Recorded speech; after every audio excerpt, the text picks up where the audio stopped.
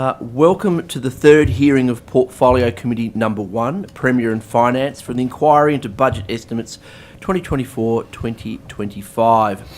I acknowledge the Gadigal people of the Eora Nation, the traditional custodians of the lands on which we are meeting today.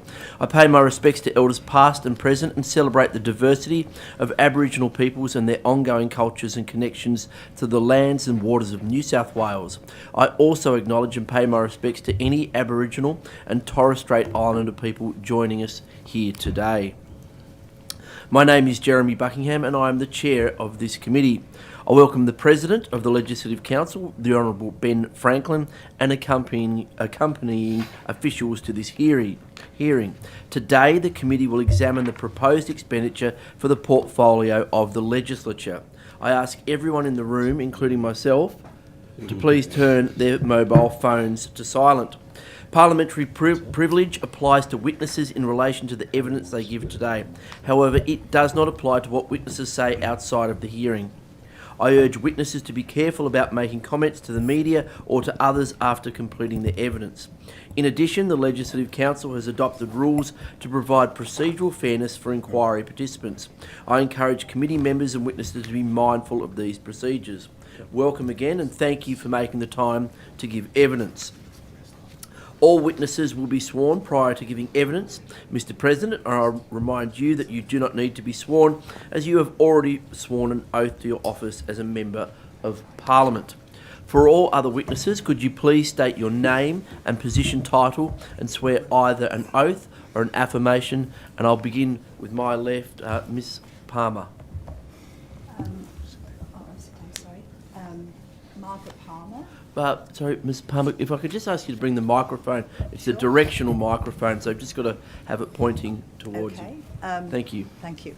Margaret Palmer. I'm the Director of Finance and Governance and CFO. I swear that the evidence about to be given by me shall be the truth, the whole truth, and nothing but the truth, so help me God. Thank you, Ms. Palmer. Mr. Webb. Mark Webb, Chief Executive of the Department of Parliamentary Services. I solemnly, sincerely and truly declare and affirm that the evidence now about to be given by me shall be the truth, the whole truth and nothing but the truth. Thank you, Mr. Blunt, AM. David Michael Blunt, I swear that the evidence now about to be given by me shall be the truth, the whole truth and nothing but the truth, so help me God. Thank you. Today's hearing will be conducted from 9:15am to 1pm with a 15-minute break at 11am. During these sessions, there will be questions from the opposition, crossbench and government members from 9:15am to 11am and from 11:15am to 1pm. We will now commence with questions from the opposition. Mr. Rath. Thank you, Chair, and thank you all for your attendance today. And well done on all of the Bicentenary celebrations. I think we all had an excellent night on Saturday and at the Evensong as well for those who attended. What further could we expect from the Bicentenary celebrations, in particular with relation to the King's visit later in the year?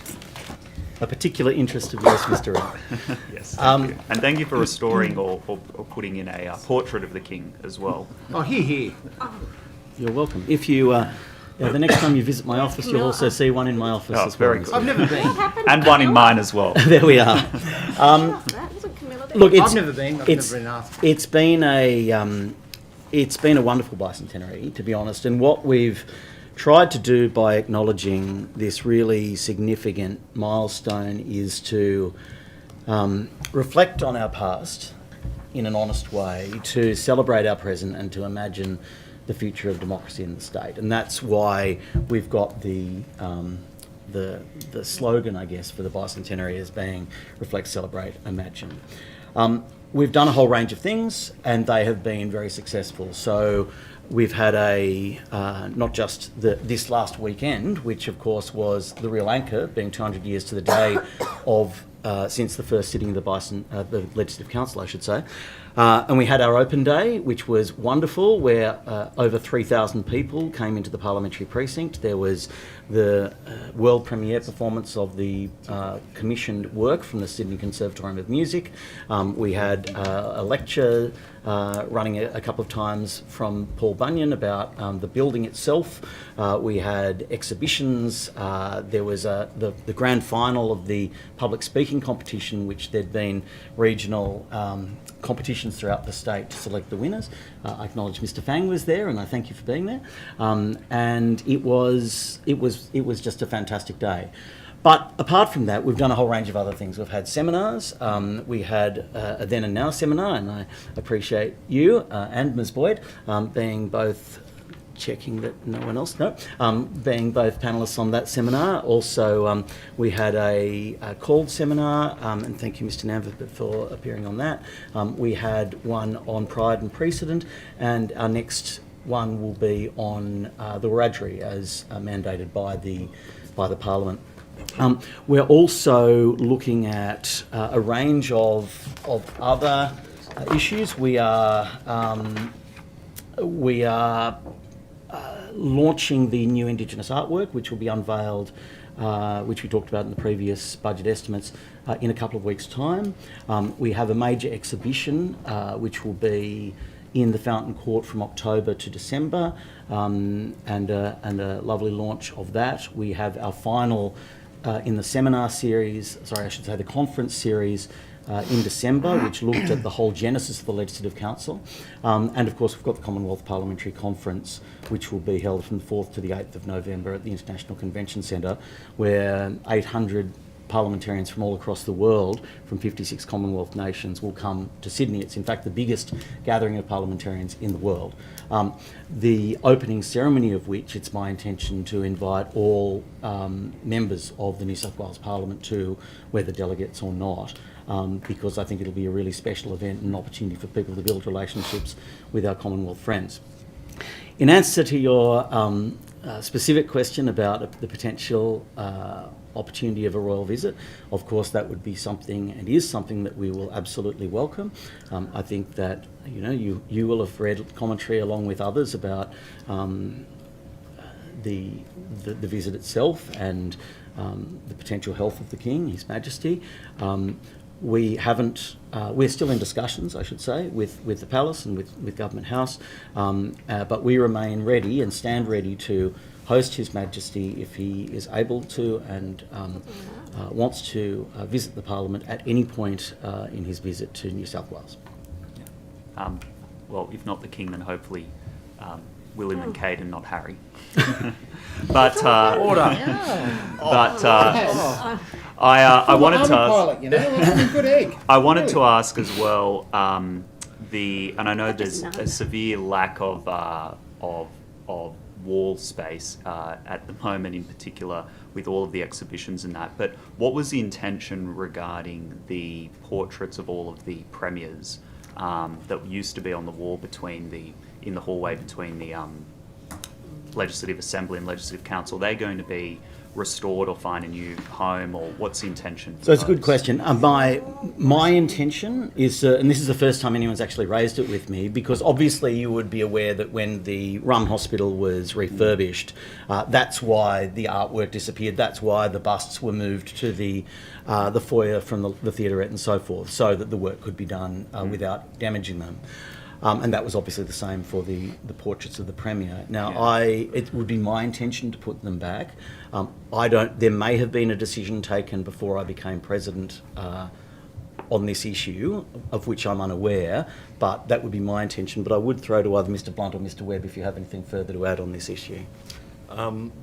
So one of the issues we had with the Premier's gallery was that we would run out of space, and you might have remembered there were various sizes of pictures which were So one of the things we have been looking at is if we had to restore it, can we restore it in a consistent way so that we have consistent sizing, consistent spacing, and perhaps some space for some more premiers into the future as well. I would not put it to the presiding officers to pick their favourite premiers and least favourite premiers to have some removed, so we want to try and find a way of doing it. In the longer term, I am concerned that we will eventually run out of space in that location, so we are also looking at whether there are alternative locations that might be a little less space constrained for the future as well. So it's sort of in progress work now. I hope you all saw the timeline, the temporary timeline that we put up there for the open day. I think that was fantastic. Temporary thing to put in there, but it is an active consideration for us at the moment. No, it was looking very cluttered, and I was wondering how many more premiers you could actually fit on that wall. We were looking at having to remove a couple. There were a couple of premiers that did not serve as premier for very long, but I don't want to. I did not want to remove anyone going through. I was thinking more historically rather than more recent times, but I do acknowledge that I may have inadvertently caused some humour there. I should make it very clear that if and when the Premier's Wall is re-established, everyone who served as Premier of New South Wales, no matter for how long, will be present on the wall. Yes, very, very long time ago there were people that served for a matter of weeks, but we don't want to remove anybody. So I do think the time for the Premier's Wall to be in that space is probably limited, but we'll see what we can do in the meantime. Yeah, thank you. A question that probably all the members and staff will thank me for: the lifts. I think one was down in the last sitting week.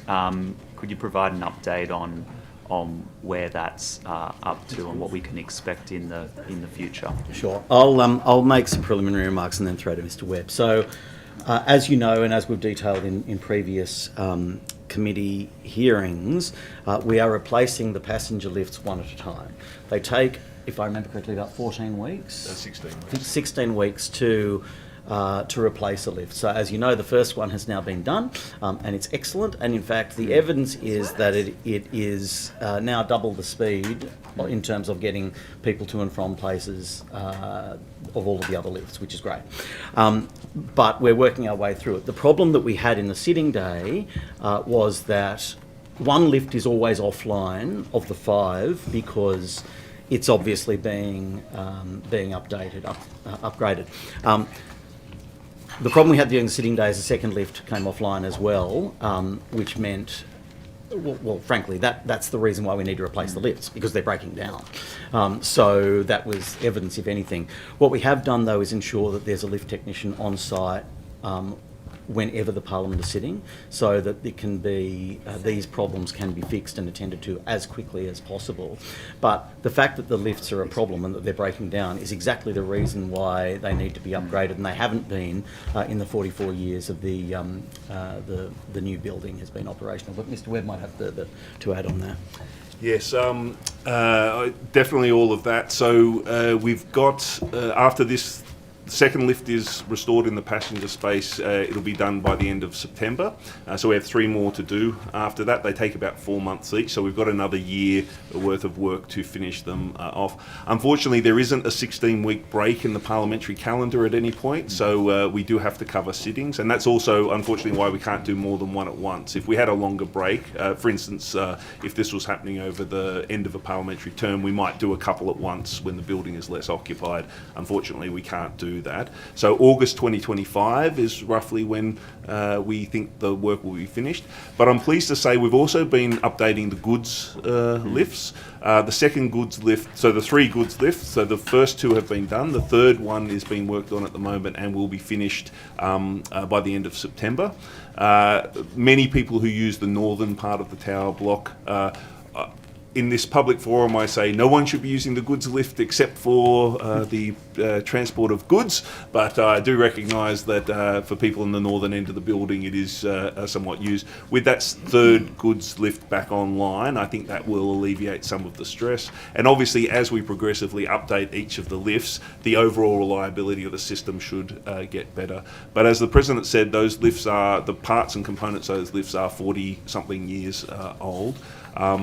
and they are breaking down. We do, as the President said, we do have a lift technician on board every sitting day, and that means we can start working on them quicker, but there is the possibility of it locking down. We do have a protocol in place with both houses to inform the clerks immediately if there is a lift breakdown, so that presiding officers or whoever is in the chair can make the call about whether to extend the length of time of a division bell, for instance, if there are issues with a lift, and we enact that protocol each time.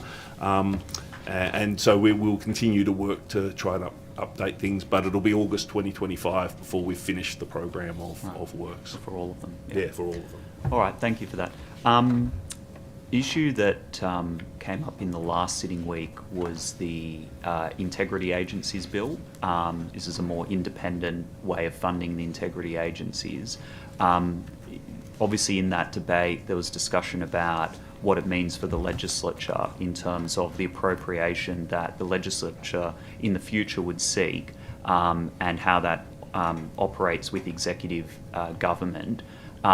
What's your intention in terms of, I think the Minister made a comment, the Special Minister of State made a comment about seeking what other jurisdictions do in this regard. I think the federal Parliament has a system with a House committee and a Senate committee and a joint committee. What options are you looking at or working with the Special Minister of State on in terms of what that would look like in the future? So, thank you for the question.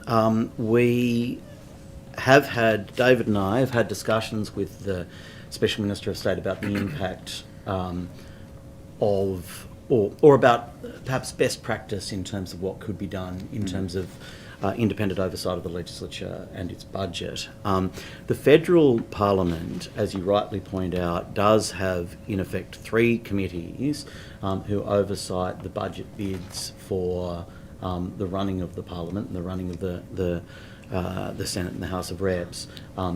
That meet, I believe, once a year, and is only agenda item is to consider and to discuss those items and to, in effect, hold the Treasurer to account about that expenditure. However, we know that this is a really important issue that we would like to get right here. We think that there's more opportunity for more transparency and oversight for the legislature budget. So in a few weeks' time, I don't think the date has been confirmed yet, the clerk and I, along with the Speaker and the Clerk of the Legislative Assembly, will be travelling to Canberra to meet with our various counterparts to talk about what they're doing as a starting point, because from all the evidence that we've seen, it seems like there's sensible stuff that's being done in Canberra, and we'll be contacting all of the other state parliaments to determine if and what procedures they've got in place in order to allow for some objective transparency and accountability in terms of this specific issue. But the Clerk of the Parliaments might have some more comments to make on this issue. Thanks, Mr. President, and thanks for the question, Mr. Rath. By way of background, I would remind you all that in the last parliamentary term, the Public Accountability Committee did some really important work in this space, looking at measures that could be put in place to provide further certainty and independence and integrity to the budget arrangements for the integrity agencies and also for the Parliament.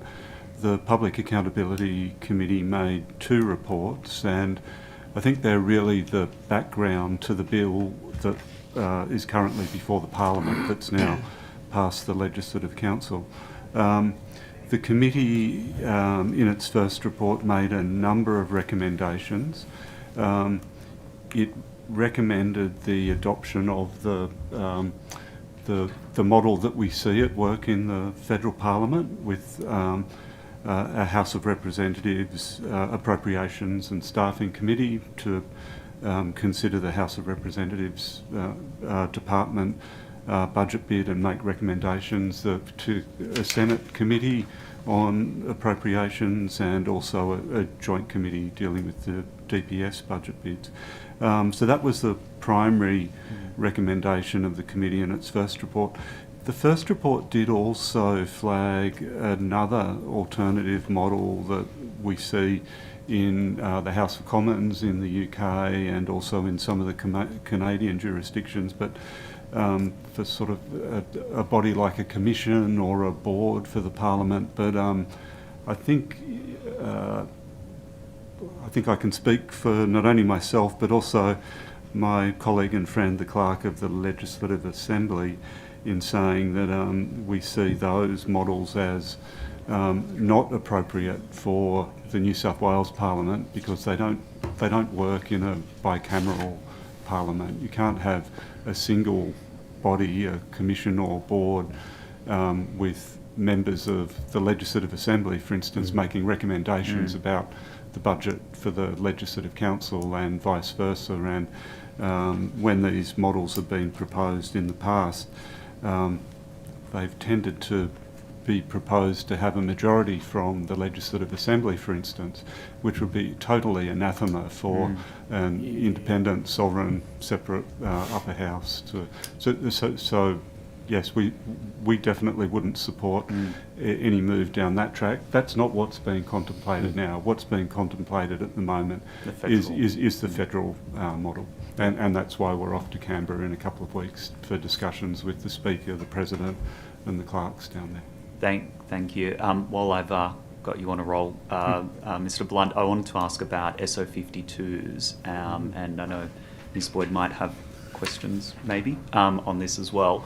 But when we heard evidence from the Premier's estimates the other day, in particular from the department, there was a little bit of confusion as to what the hold-up is in terms of the electronic production of SO52 documents.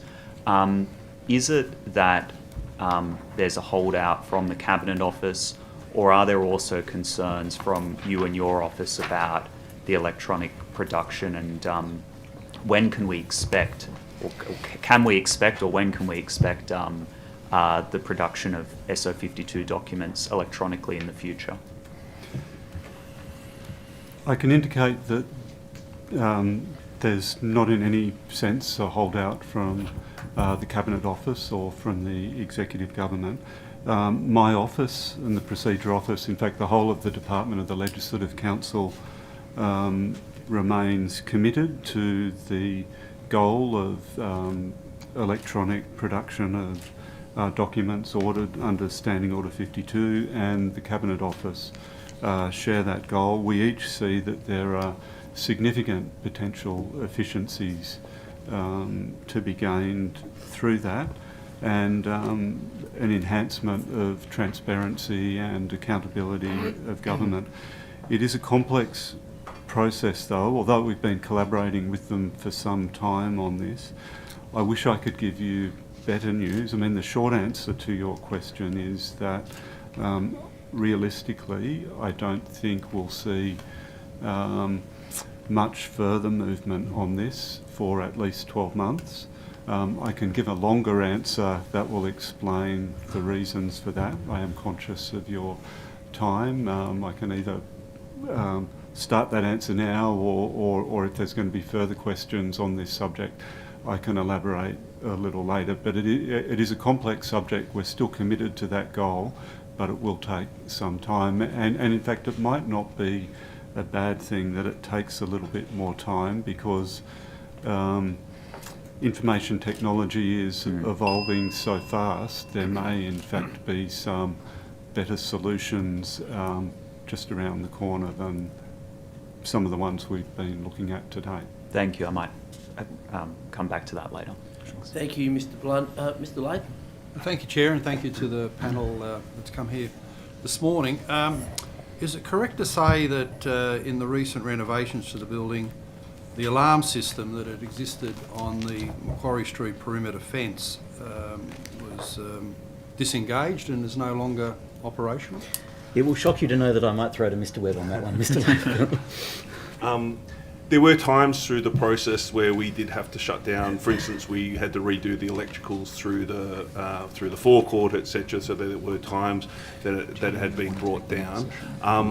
To the best of my knowledge, it's back up and running again now. But I will ask my crack team, who I know are watching today, to let me know if there are any current issues with the perimeter security, and I'll take it, either answer you later on or take it on notice. But the intent is for the perimeter to be restored to where it absolutely should be. That effectively means anyone approaching the fence from inside the Parliament grounds, the alarm goes off. Or if anyone attempts to stick something through the fence or things along those lines. Well. I know we occasionally when we have my crack squad says no, it is back in place and indeed has been upgraded as a part of the work. There are times where, for instance, when we have large protests outside, we might turn it off for a short period of time while the special constables are watching, because otherwise it'll be going off all the time. But yes, in place and upgraded. So. Okay. And there's been heightened concern about security for MPs that's been in the media. And when will the current review of the security of state MPs in this building be completed? Give me a moment, Mr. Layton.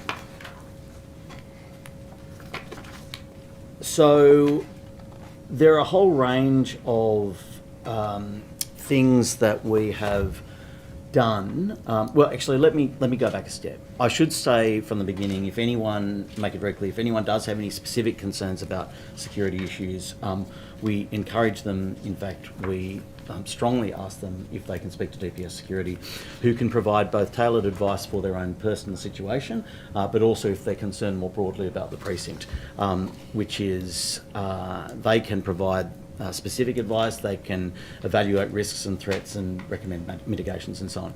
We've initiated plans for a full review of security in both this precinct and within electoral offices. Also, the personal security of members themselves in terms of their offices if they're in the Legislative Assembly or even their homes as well. So a number of the things that we've done already, if that would be of assistance, are doing a full review of security passes.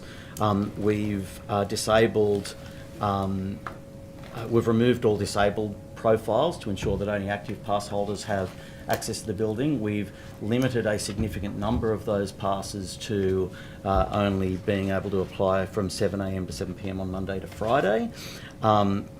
DPS Security have actually proposed more actions around security passes, which there's a working group, a security working group, which is considering that, and then that will come up to the Parliamentary Executive Group.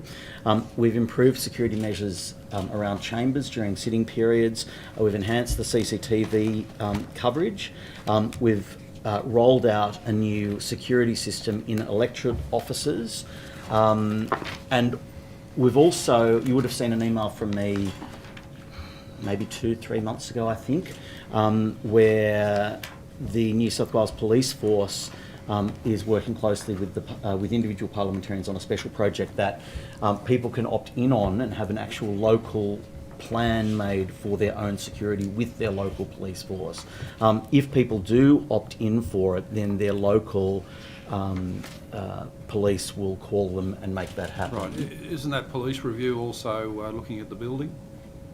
I believe so, yes. Right. That's And right. when will that be completed? I don't have a specific date. I don't know if you do, Mr. We're in the process of commissioning it at the moment, and one of the things we're working with the people doing the review is how long they'll need. So they're coming in to have a look at the building, and then they're going to give us a time frame for it. But we want it as quickly as possible. Yeah.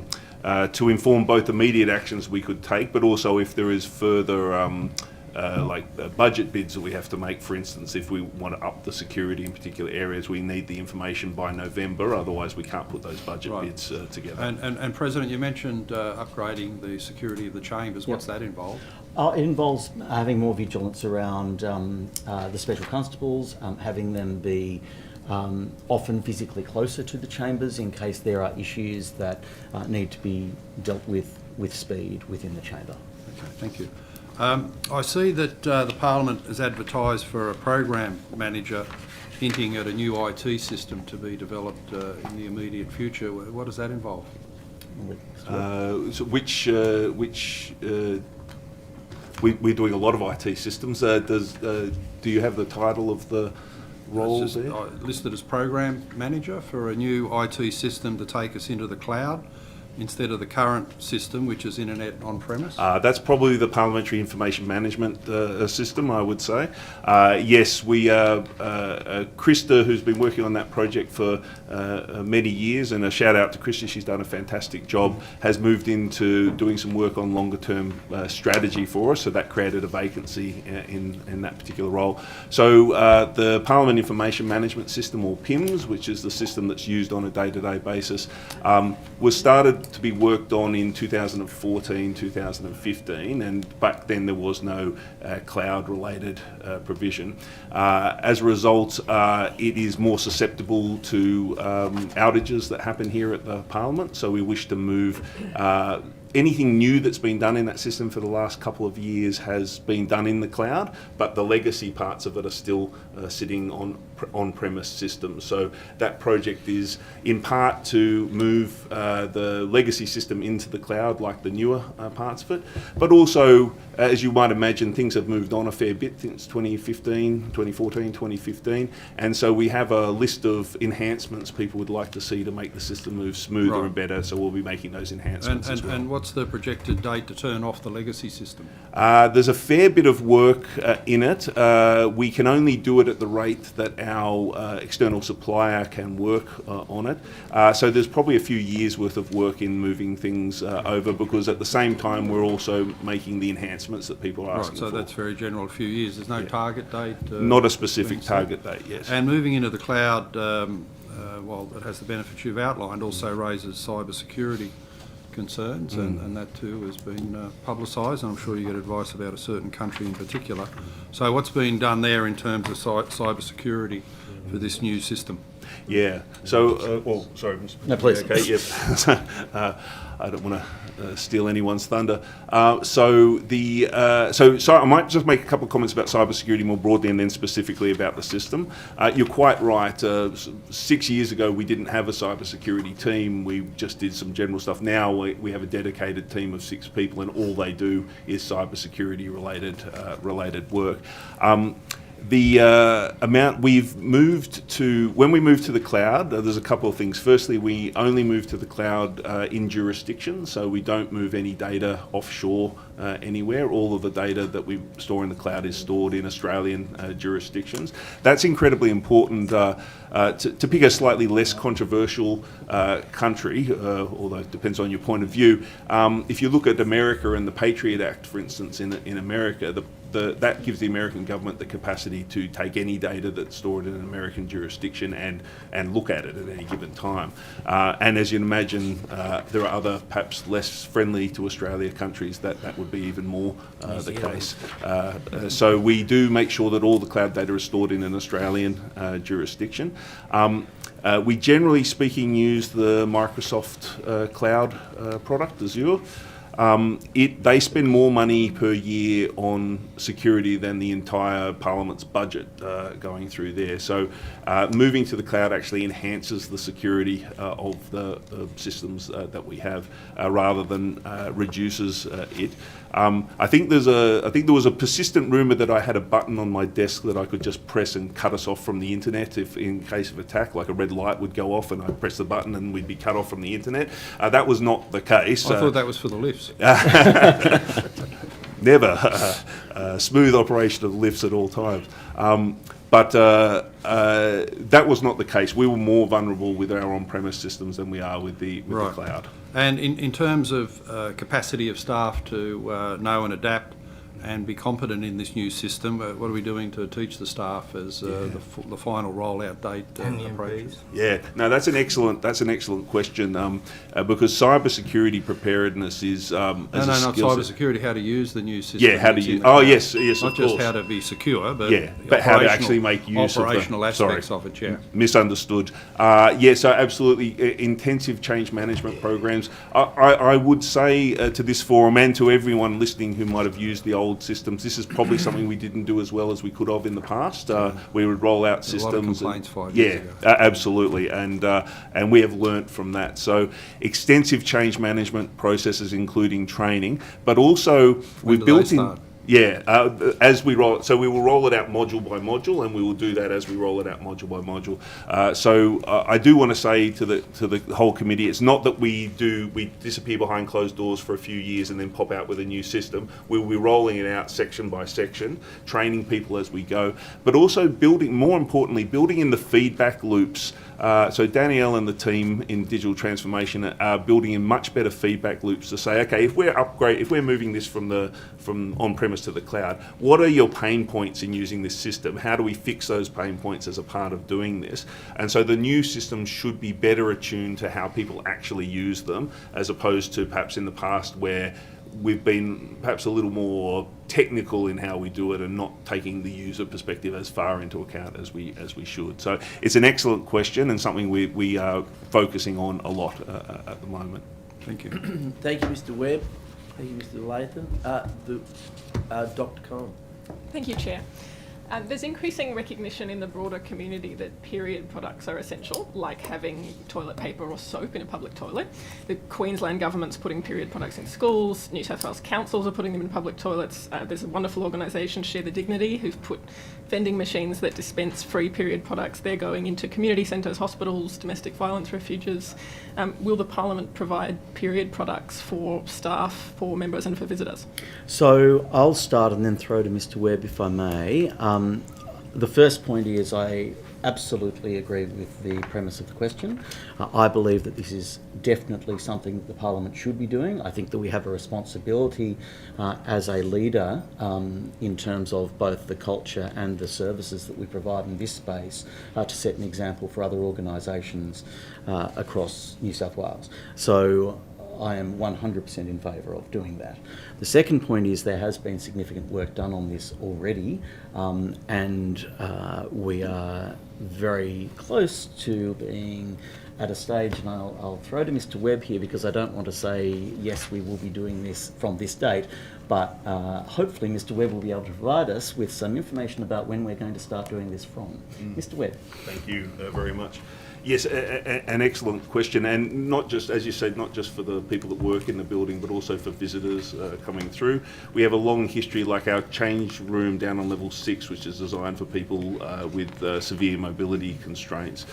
We have a history of trying to provide features for the public when they come in here. In fact, I think that change area is one of the only ones in the Sydney CBD that's accessible by the public more generally.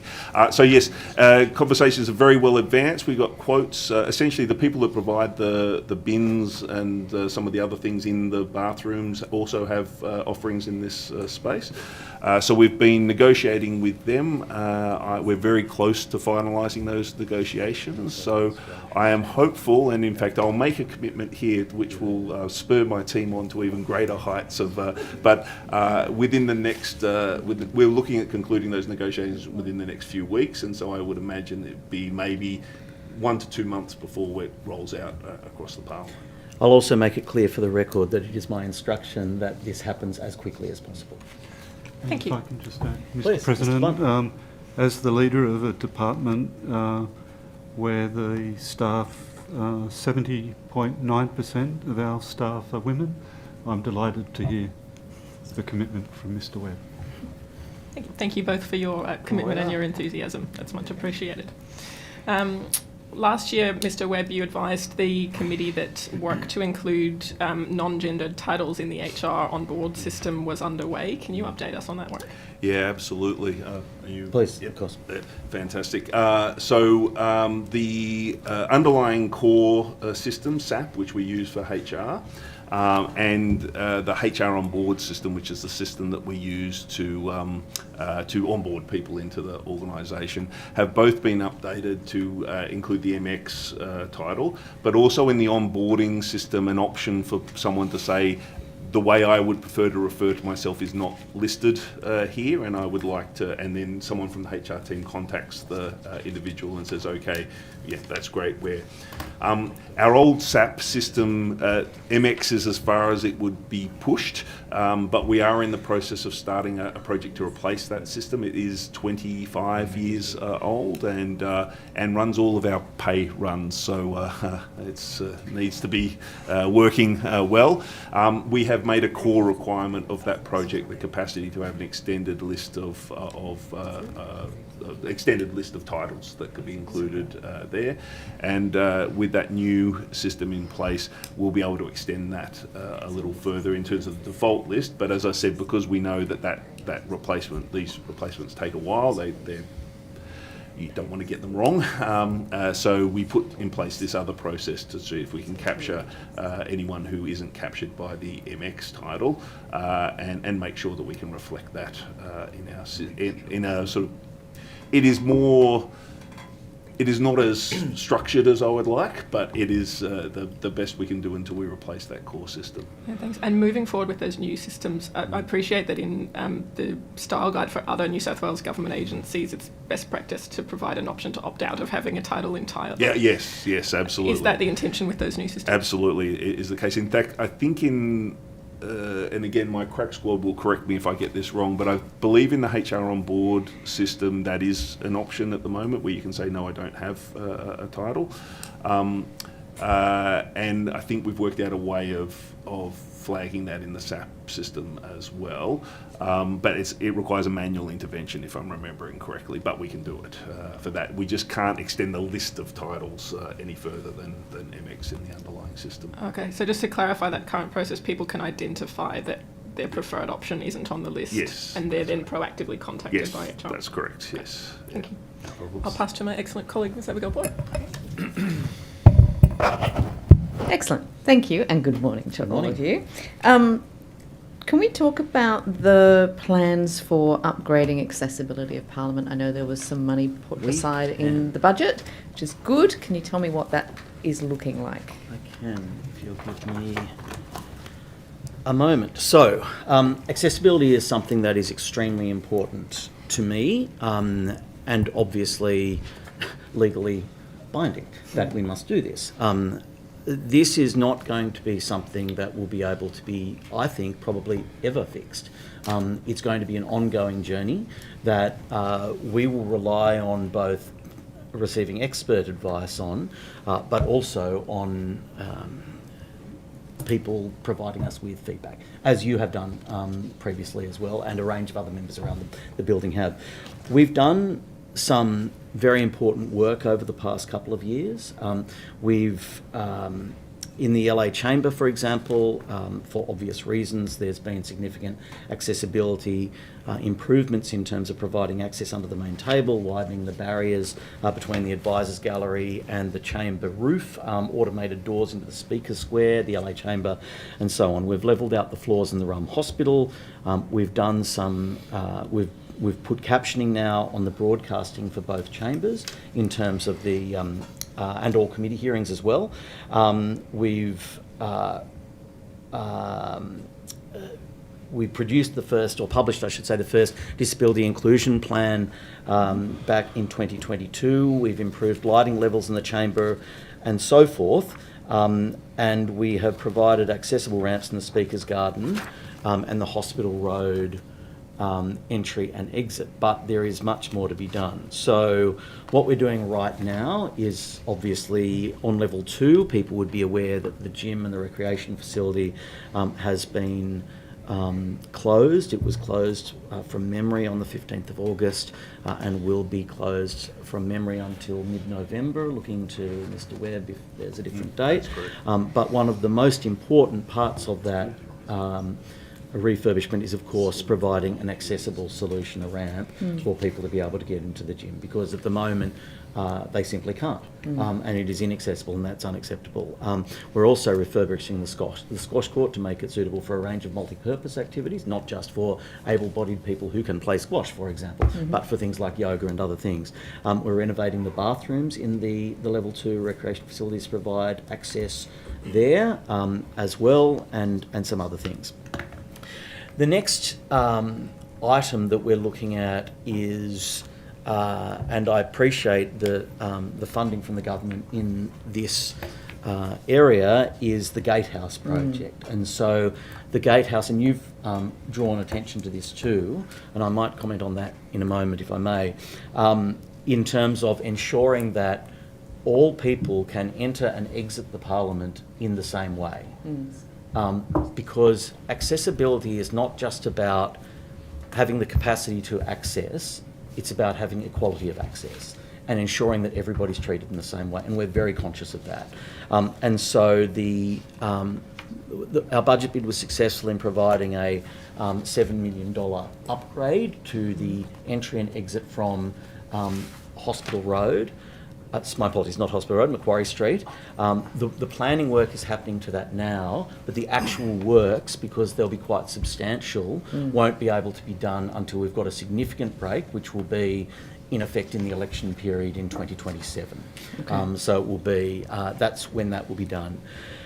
But I think that if you're looking at exiting the building, I mean, at the moment, to exit the building, it requires assistance from staff, and that's just not acceptable. You, by the way, raised an issue in a previous meeting, not a budget estimates meeting, but another official meeting of the Parliament, about some people being let through before somebody in a wheelchair. I wanted to make it clear that Mr. Webb might have more comments to make about this, that we took that very seriously and immediately asked for a response to that, and have issued instructions again to how all people should be treated as they come into the building. There's more to be done, and you've raised accessibility, further issues in the chamber. I understand that needs to happen. Clearly, the level 9 garden is an issue. Currently, the only way to access that garden from the tower block is with stairs as well. So we're conscious of that. Even something, we're conscious of a range of different issues.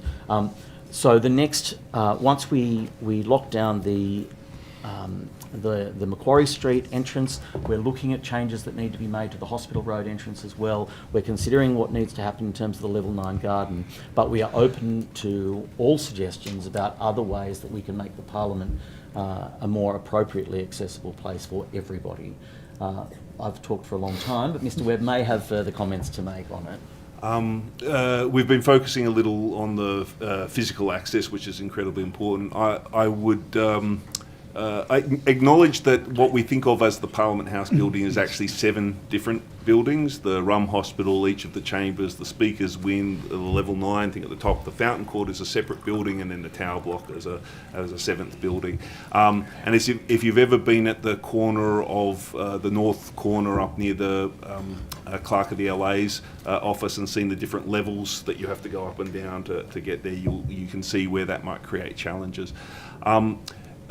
Some of the biggest challenges we have are around access through the front of the building, where the current steps from the forecourt are up, and access into the galleries of the chambers. They are both very, very difficult issues that have defied a lot of attempts to find solutions for them. We have dedicated money this year to do a more comprehensive piece of work to try and identify some solutions that might work in that space. I do acknowledge that there are heritage dimensions to this as well. Some of the solutions, for instance, we've come up with in the past have just been utterly rejected from a heritage point of view, and reasonably so. They would fundamentally change the front of the building.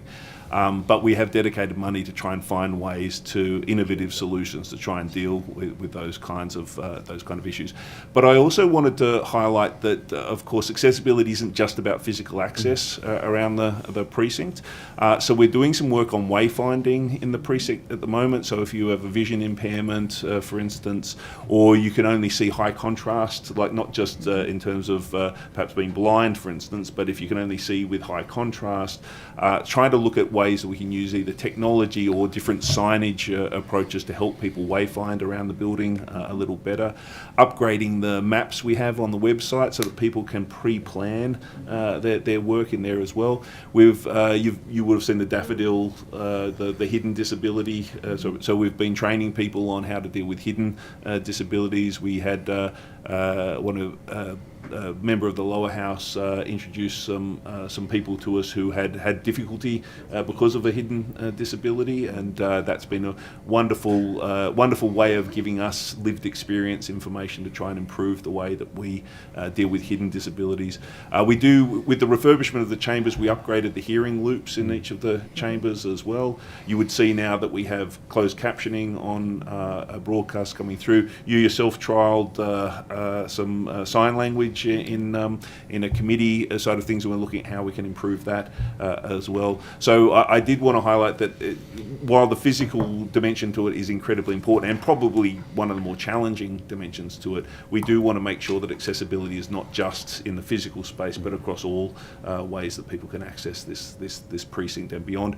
And while the Legislative Assembly is obviously not a part of this hearing, I would say that does extend to access to electorate offices as well around the state as well. For many citizens of New South Wales, their experience of the Parliament is the experience of going to an electorate office, not coming here. And so we want to make sure that the electorate offices are also a way that people can access the Parliament and access it well. So strong accessibility standards are now built into all of our building works, including the electorate office work that we do as well. I could talk about this for ages, so I will pause there. Suffice to say, we are treating this very seriously.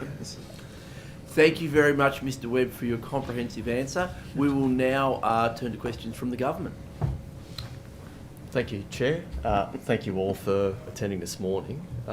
In relation to MOPS staff, when do you expect that we might see the next annual determination handed down? Thank you.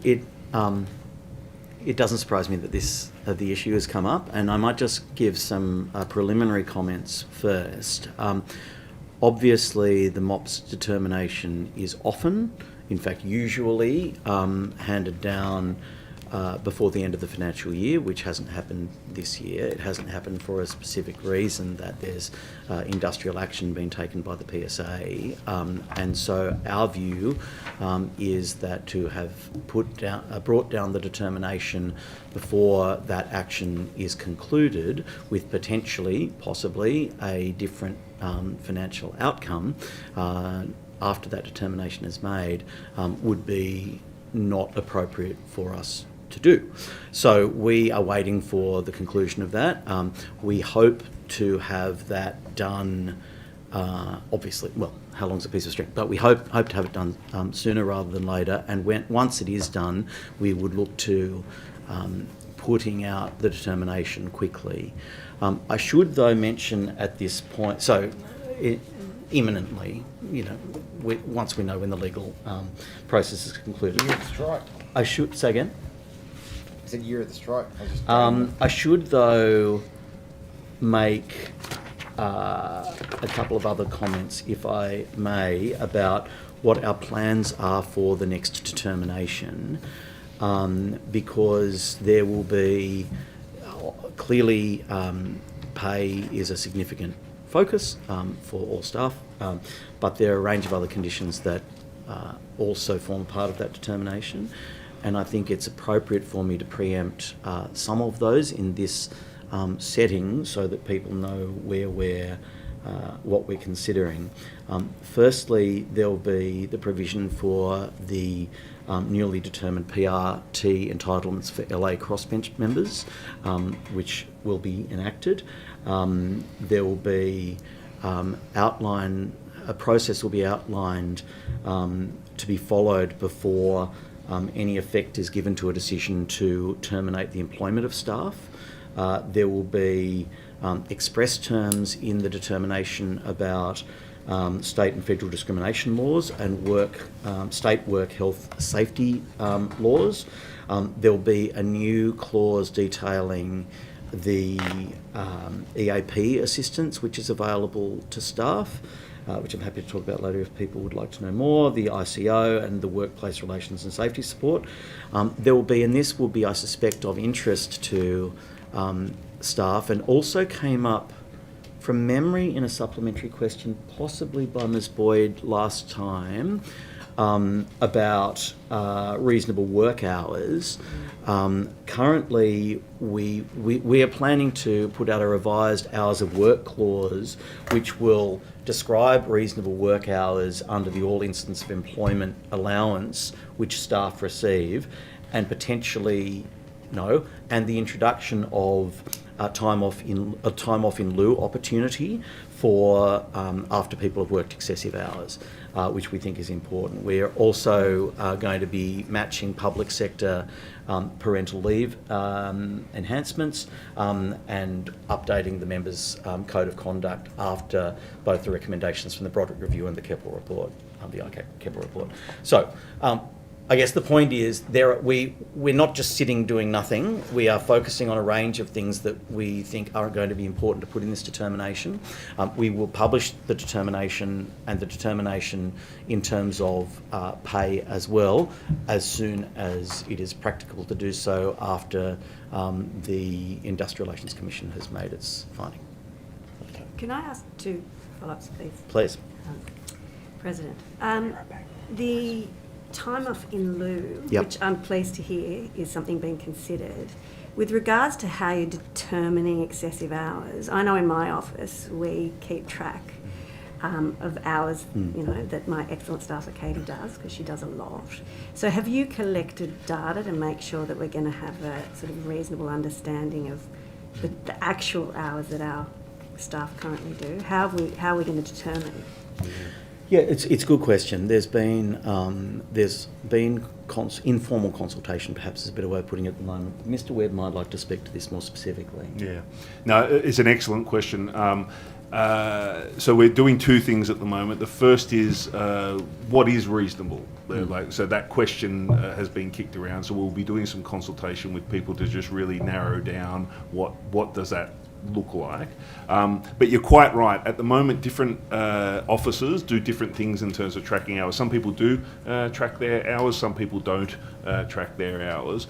So one of the things we're having a look at is what support do we need to provide for members and their officers for people to be able to track those hours. I guess I'm not so much worried about future tracking. I'm wondering how you're determining now. So what data have you collected to inform your decision making? Not what comes next. We can do that when that comes. Well, we're currently trying to establish the framework and to look at, how this will work, because we need to ensure that there's not an incredibly excessive cost to the Parliament, but it also has to provide appropriate support for the workers within this place as well. So we haven't finalised that clause.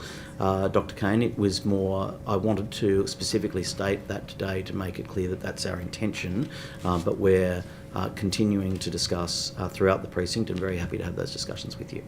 Thank you. And I might take the opportunity. I do have some questions about the all incidents allowance and how it's being calculated currently. So I wonder if this is perhaps not to you, Yes, President, indeed. but to Mr. Webb and perhaps Ms. Palmer.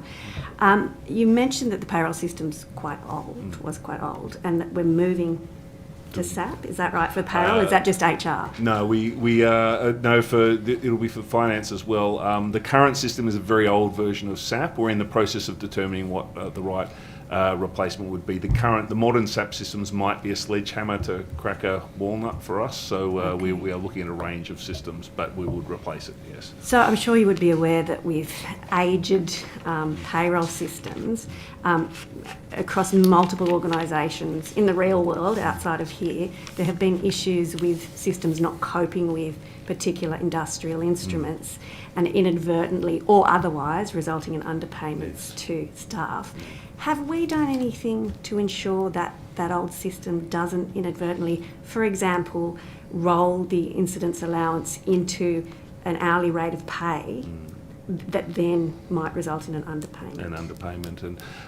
So you're quite right. These are issues that are across the whole community, especially with older systems. So we have a few things in place to try and prevent things like that happening. I will not pretend that we've never made a mistake over the course of the years. There have been individual instances of people being both over and under paid. But you haven't done a systematic audit to make sure that there's not? No, so every year, annually, we do a systematic systematic audit at the end of the financial year to reconcile the information that we have in our payroll system with the information we have in things like the HR, Sorry, etc. I don't mean to interrupt, but I think I'm not stated my question No, right. that's fair enough. In terms of an audit of the actual way that the system calculates, so not so much that it calculates each individual's correctly, of course mistakes can happen there, yes. but in terms of the actual way that it calculates. Yeah, no, that's fair enough. We have had internal audits in the past that look into issues like that.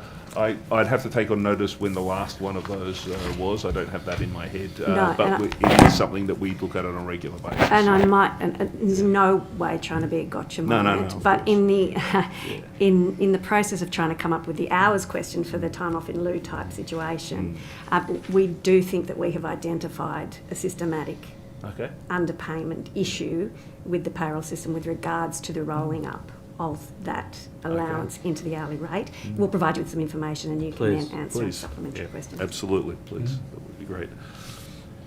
I might come back to Yes. your answer, President. I'm sure staff will appreciate those measures that you're looking at as part of the next determination, including a imminent wage increase, we hope. But any increase would be based on, I suppose, a base salary that is predicated on role descriptions and classification structures that probably don't align with the reality of the tasks being performed. Would you agree that that's perhaps a more structural and substantive issue with respect to MOP staff that needs to be addressed? So the short answer is yes. The longer answer is we have a structure that was in effect developed 30, 40, 50 years ago with roles that were developed then, and the world has changed in an extraordinary way. The expectations on staff, the requirements for engagement with everything from social media through to broad community organisations and activities is, I suspect, substantially greater than it was. I agree with the fundamental premise, and obviously there's been some media about that earlier this year. I do think that it is appropriate for the staff in the Parliament to have their roles, as reflects reality now, considered and determined, and that they be remunerated and accordingly. I suppose I'm interested in the way forward with respect to that. So with that being the case, would you agree that there are perhaps three distinct steps that would need to be undertaken to address the issue? The first being reviewing the role descriptions and classification structures. The second, aligning those new structures with analogous public sector grades. And then thirdly, using that information or that analysis to inform any potential wage structure in a future determination. I mean, would that be a methodical approach that you think would work? Yeah, I do. I think that sounds eminently sensible. Obviously, there's already been some work done, which has been highlighted previously in this space. But I think that now the time, the clear opportunity now is pulling together a range of different strands and feedback into a potential a potential consideration of the role requirements and the definitions, subject that to consultation with members, staff, unions and so forth. And then, but of course this also needs to be done, I should make it very clear, and I'm sure you understand this totally, Mr. Never,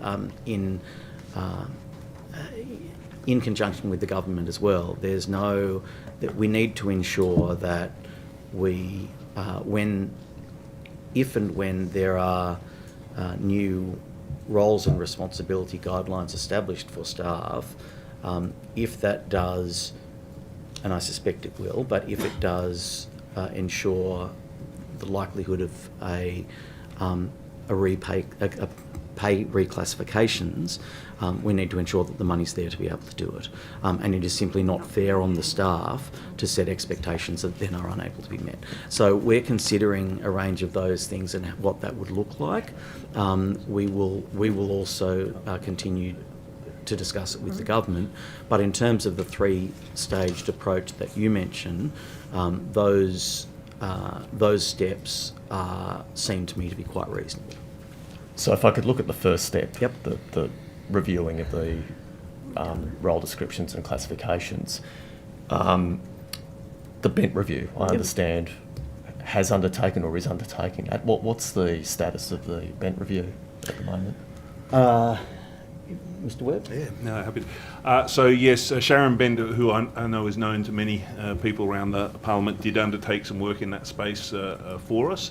And so she's given us some input coming out of that as well, which is a great starting point for the process that the President was outlining.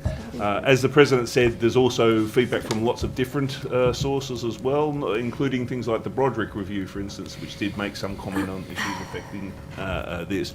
So what we're trying to do at the moment is pull all that together in a way that allows us to take the next steps moving forward and make sure that we're using all the information available for us for moving forward. No, you carry on. Just to make sure that bad information isn't being fed in and producing a bad outcome, if we're going to sort of move forward on this, I think it's critical that the new role descriptions and classifications are irrefutably accurate. Mm-hmm. Yes.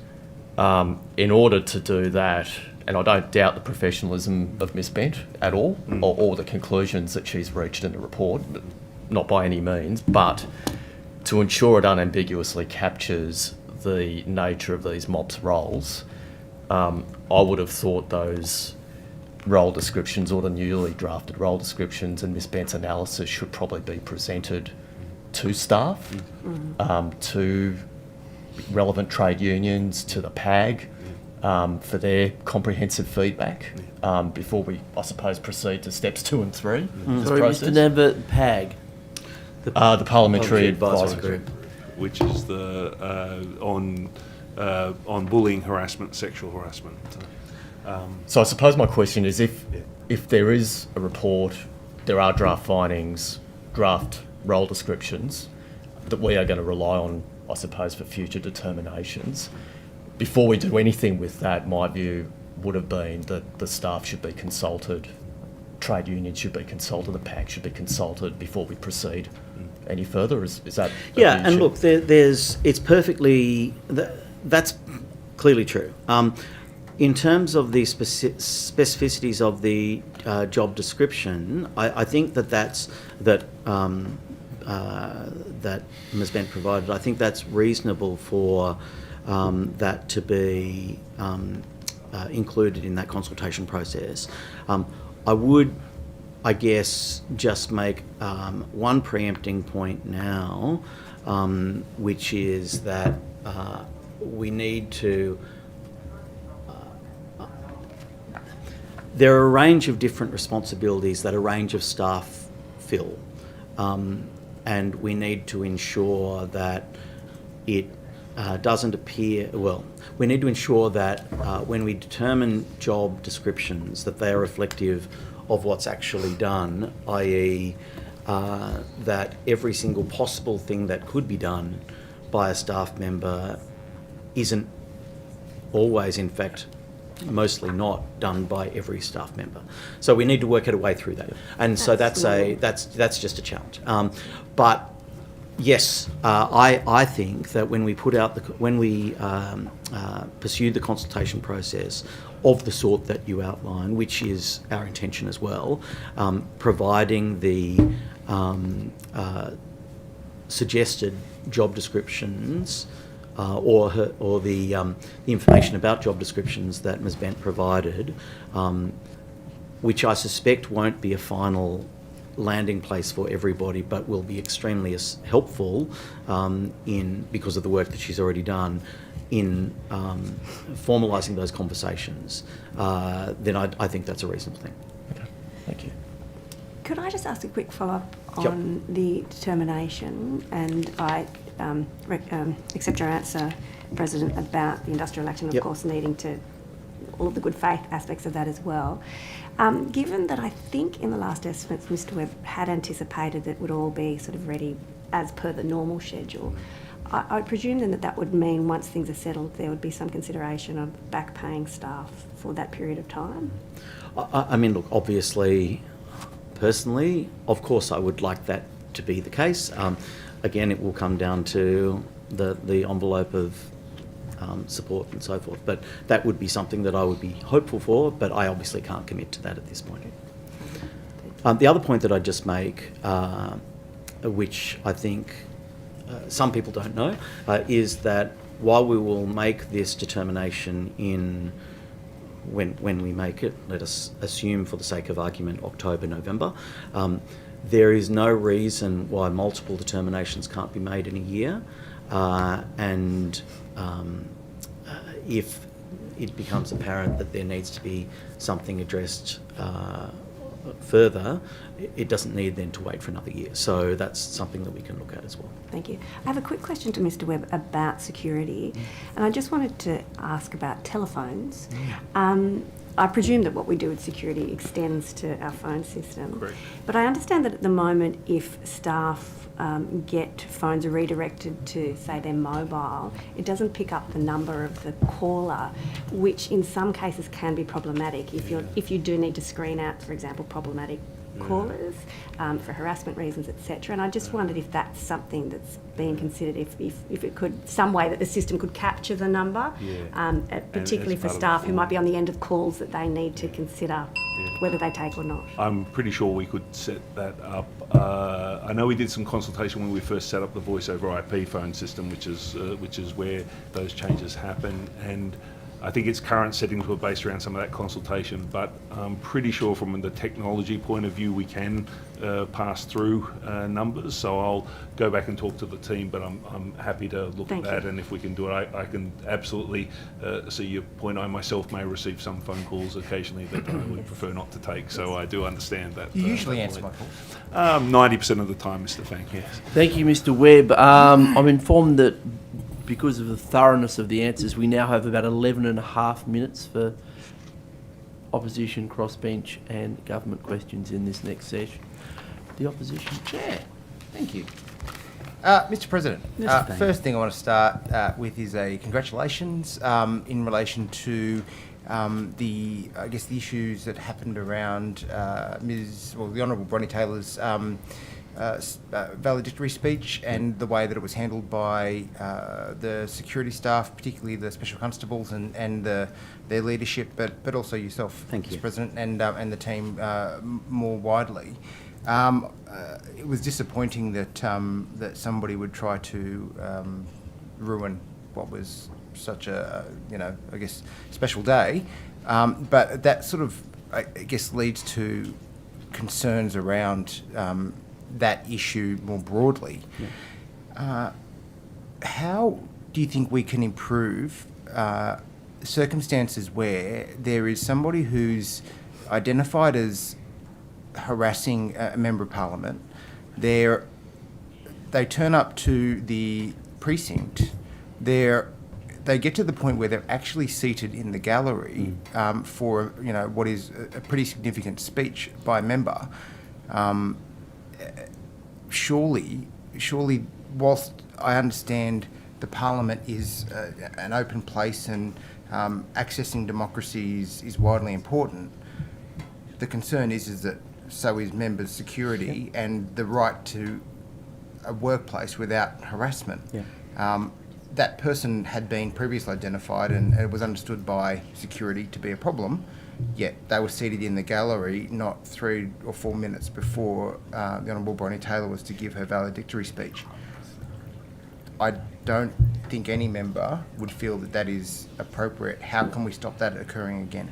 Yeah, look, it's a great point, and thank you for your preliminary comments, and also thank you for how you and others, including Ms Taylor, dealt with it on the day. It was a challenging situation and one that I think was resolved well. I'd like to just talk about some philosophical points to start with, if I may. The first is, as you rightly point out, this is a parliament. It is the people's house. People should be able to come and observe the proceedings of this place. If, because of its nature, because there are a range of different political views, there are going to be people who will come in and observe this place who will disagree and potentially have had pre-existing interactions with some of the other members of parliament. My view is threefold.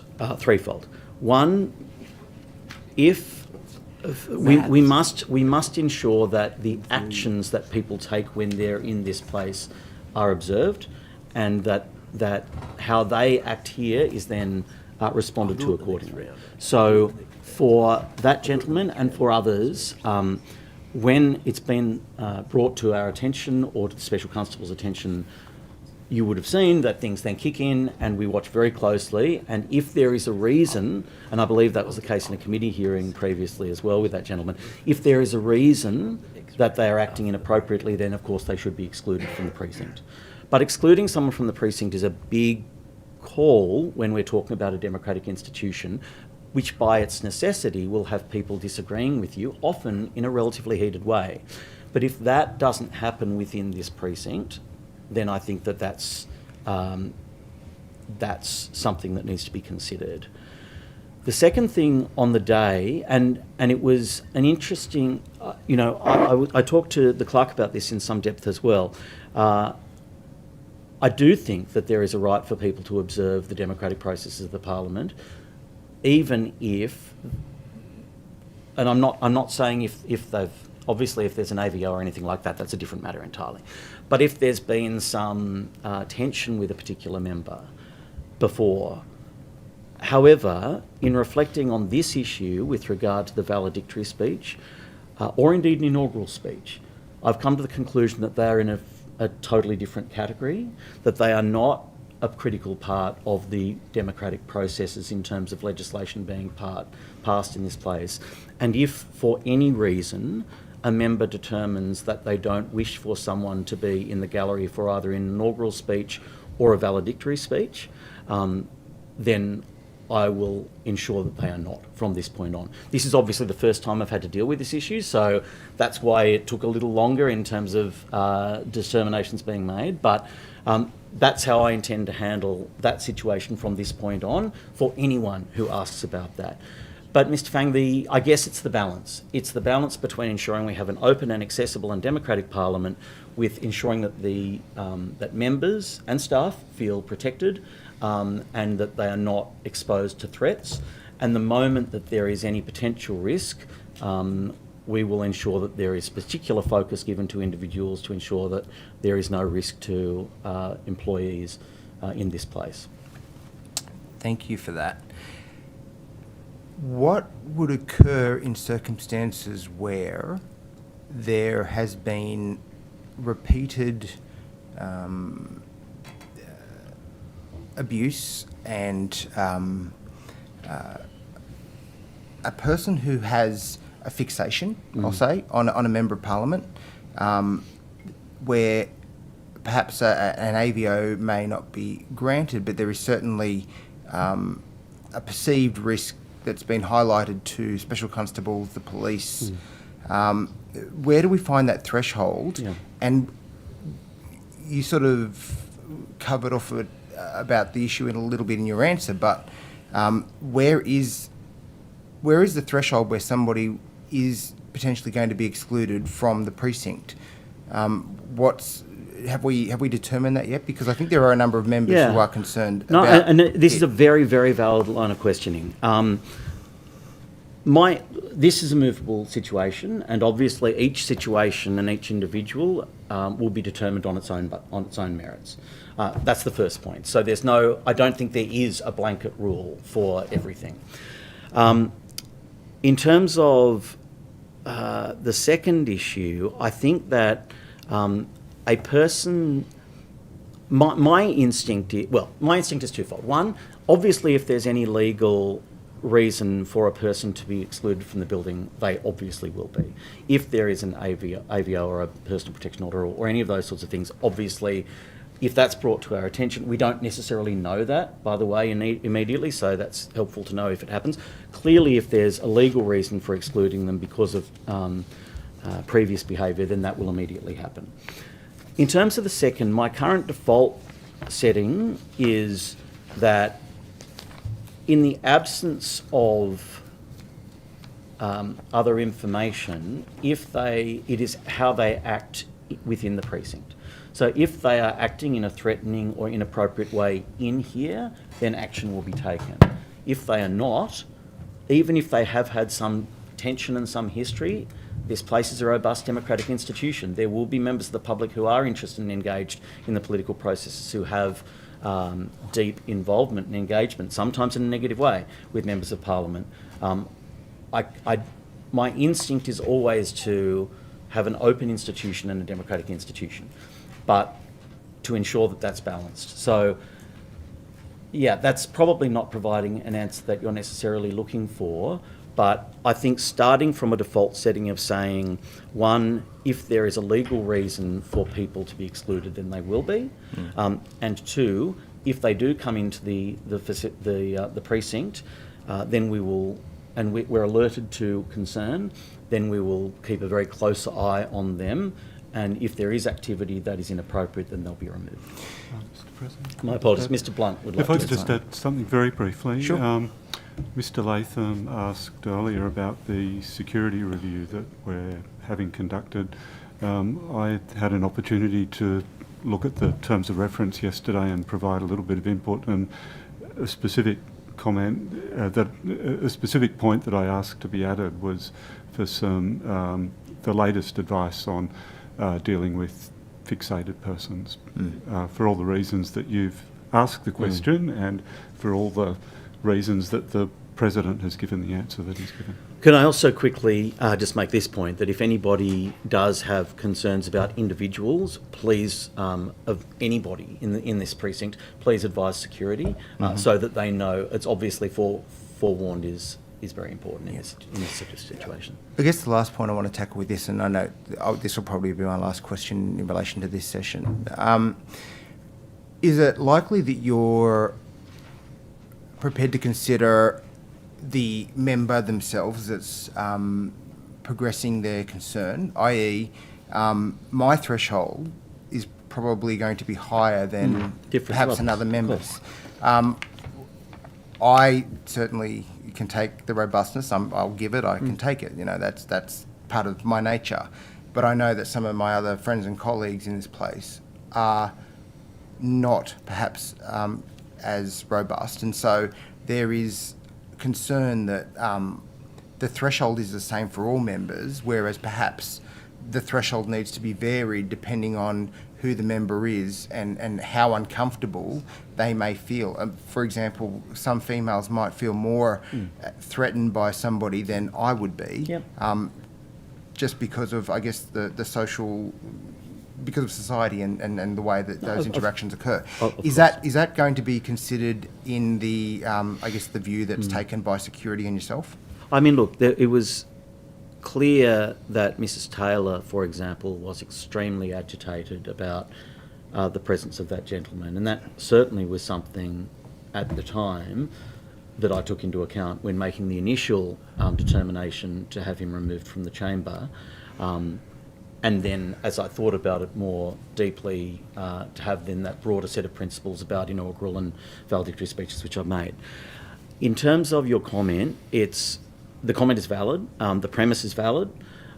It's difficult to do that, and I guess the only thing that I can say is that these matters need to be determined on a case-by-case basis, but that if there are specific reasons to individuals that would make decisions in these matters, or that would be of assistance in helping me and others come to decisions in these matters, then it's always helpful to know them. And I'm always open to considering all individual circumstances of all members in trying to make this place safe and equitable for everyone. Thank you. Thank you, Mr. Fang. Thank you, Mr. President. Mr. Latham. Thanks, Chair. With the work of the complaints officer, have we overcome the problem where you can only make a complaint if you've got a protected characteristic under the Anti-Discrimination Act? So I think I made my views pretty clear on this last time. I mean, I think that anyone can make a complaint about bullying, and I strongly reinforce the comments that I made last time, which is that if anybody in this precinct feels that they are being either bullied or harassed or discriminated against, then they should raise that issue accordingly. And is that now the system that the complaints officer is administering? There's currently, as you know, a review undergoing into the ICO, and I would assume that these sorts of issues are being considered in that review by both houses. So there's not the state of play at the moment, it's subject to the review. That would be my assumption, but I might throw to Mr. Webb or Mr. Blunt if either of them have any extra information on this.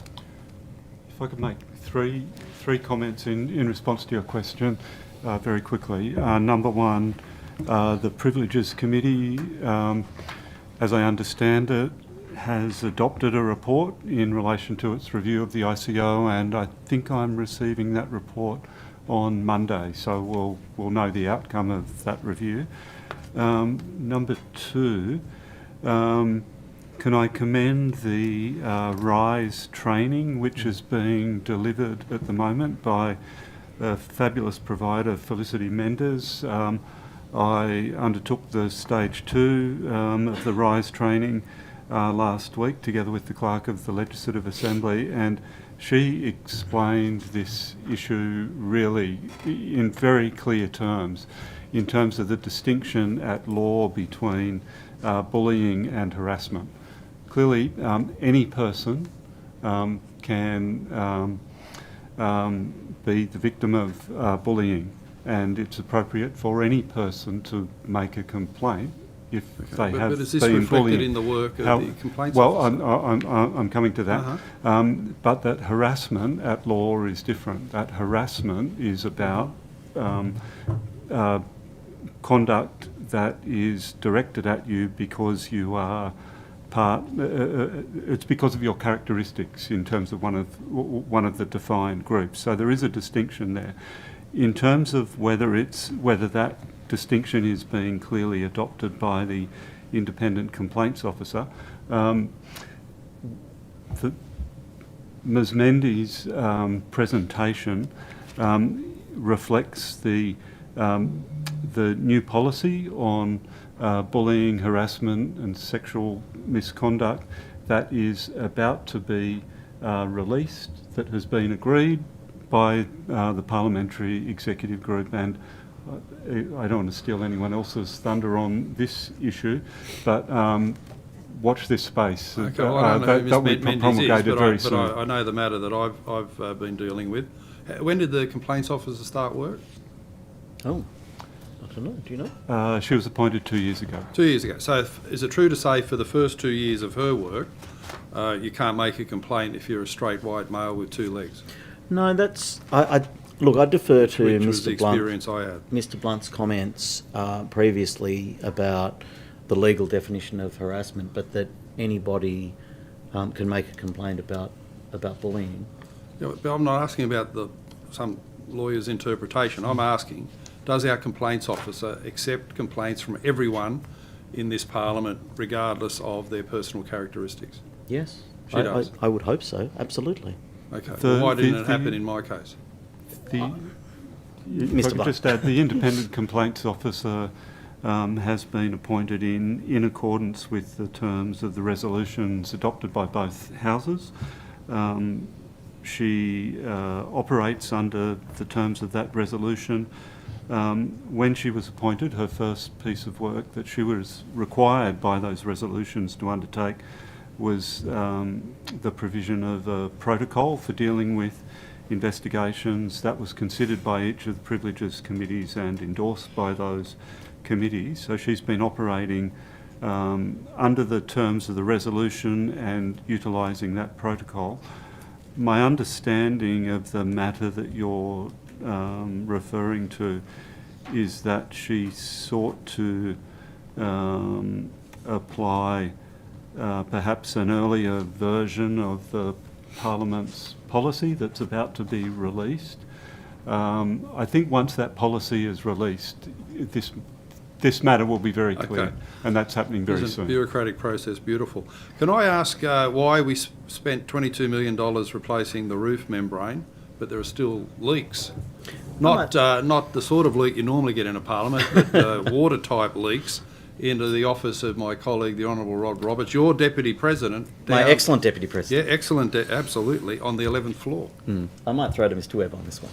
Thank you very much. So the leak in the Deputy President's office is not to do with the membrane at all. The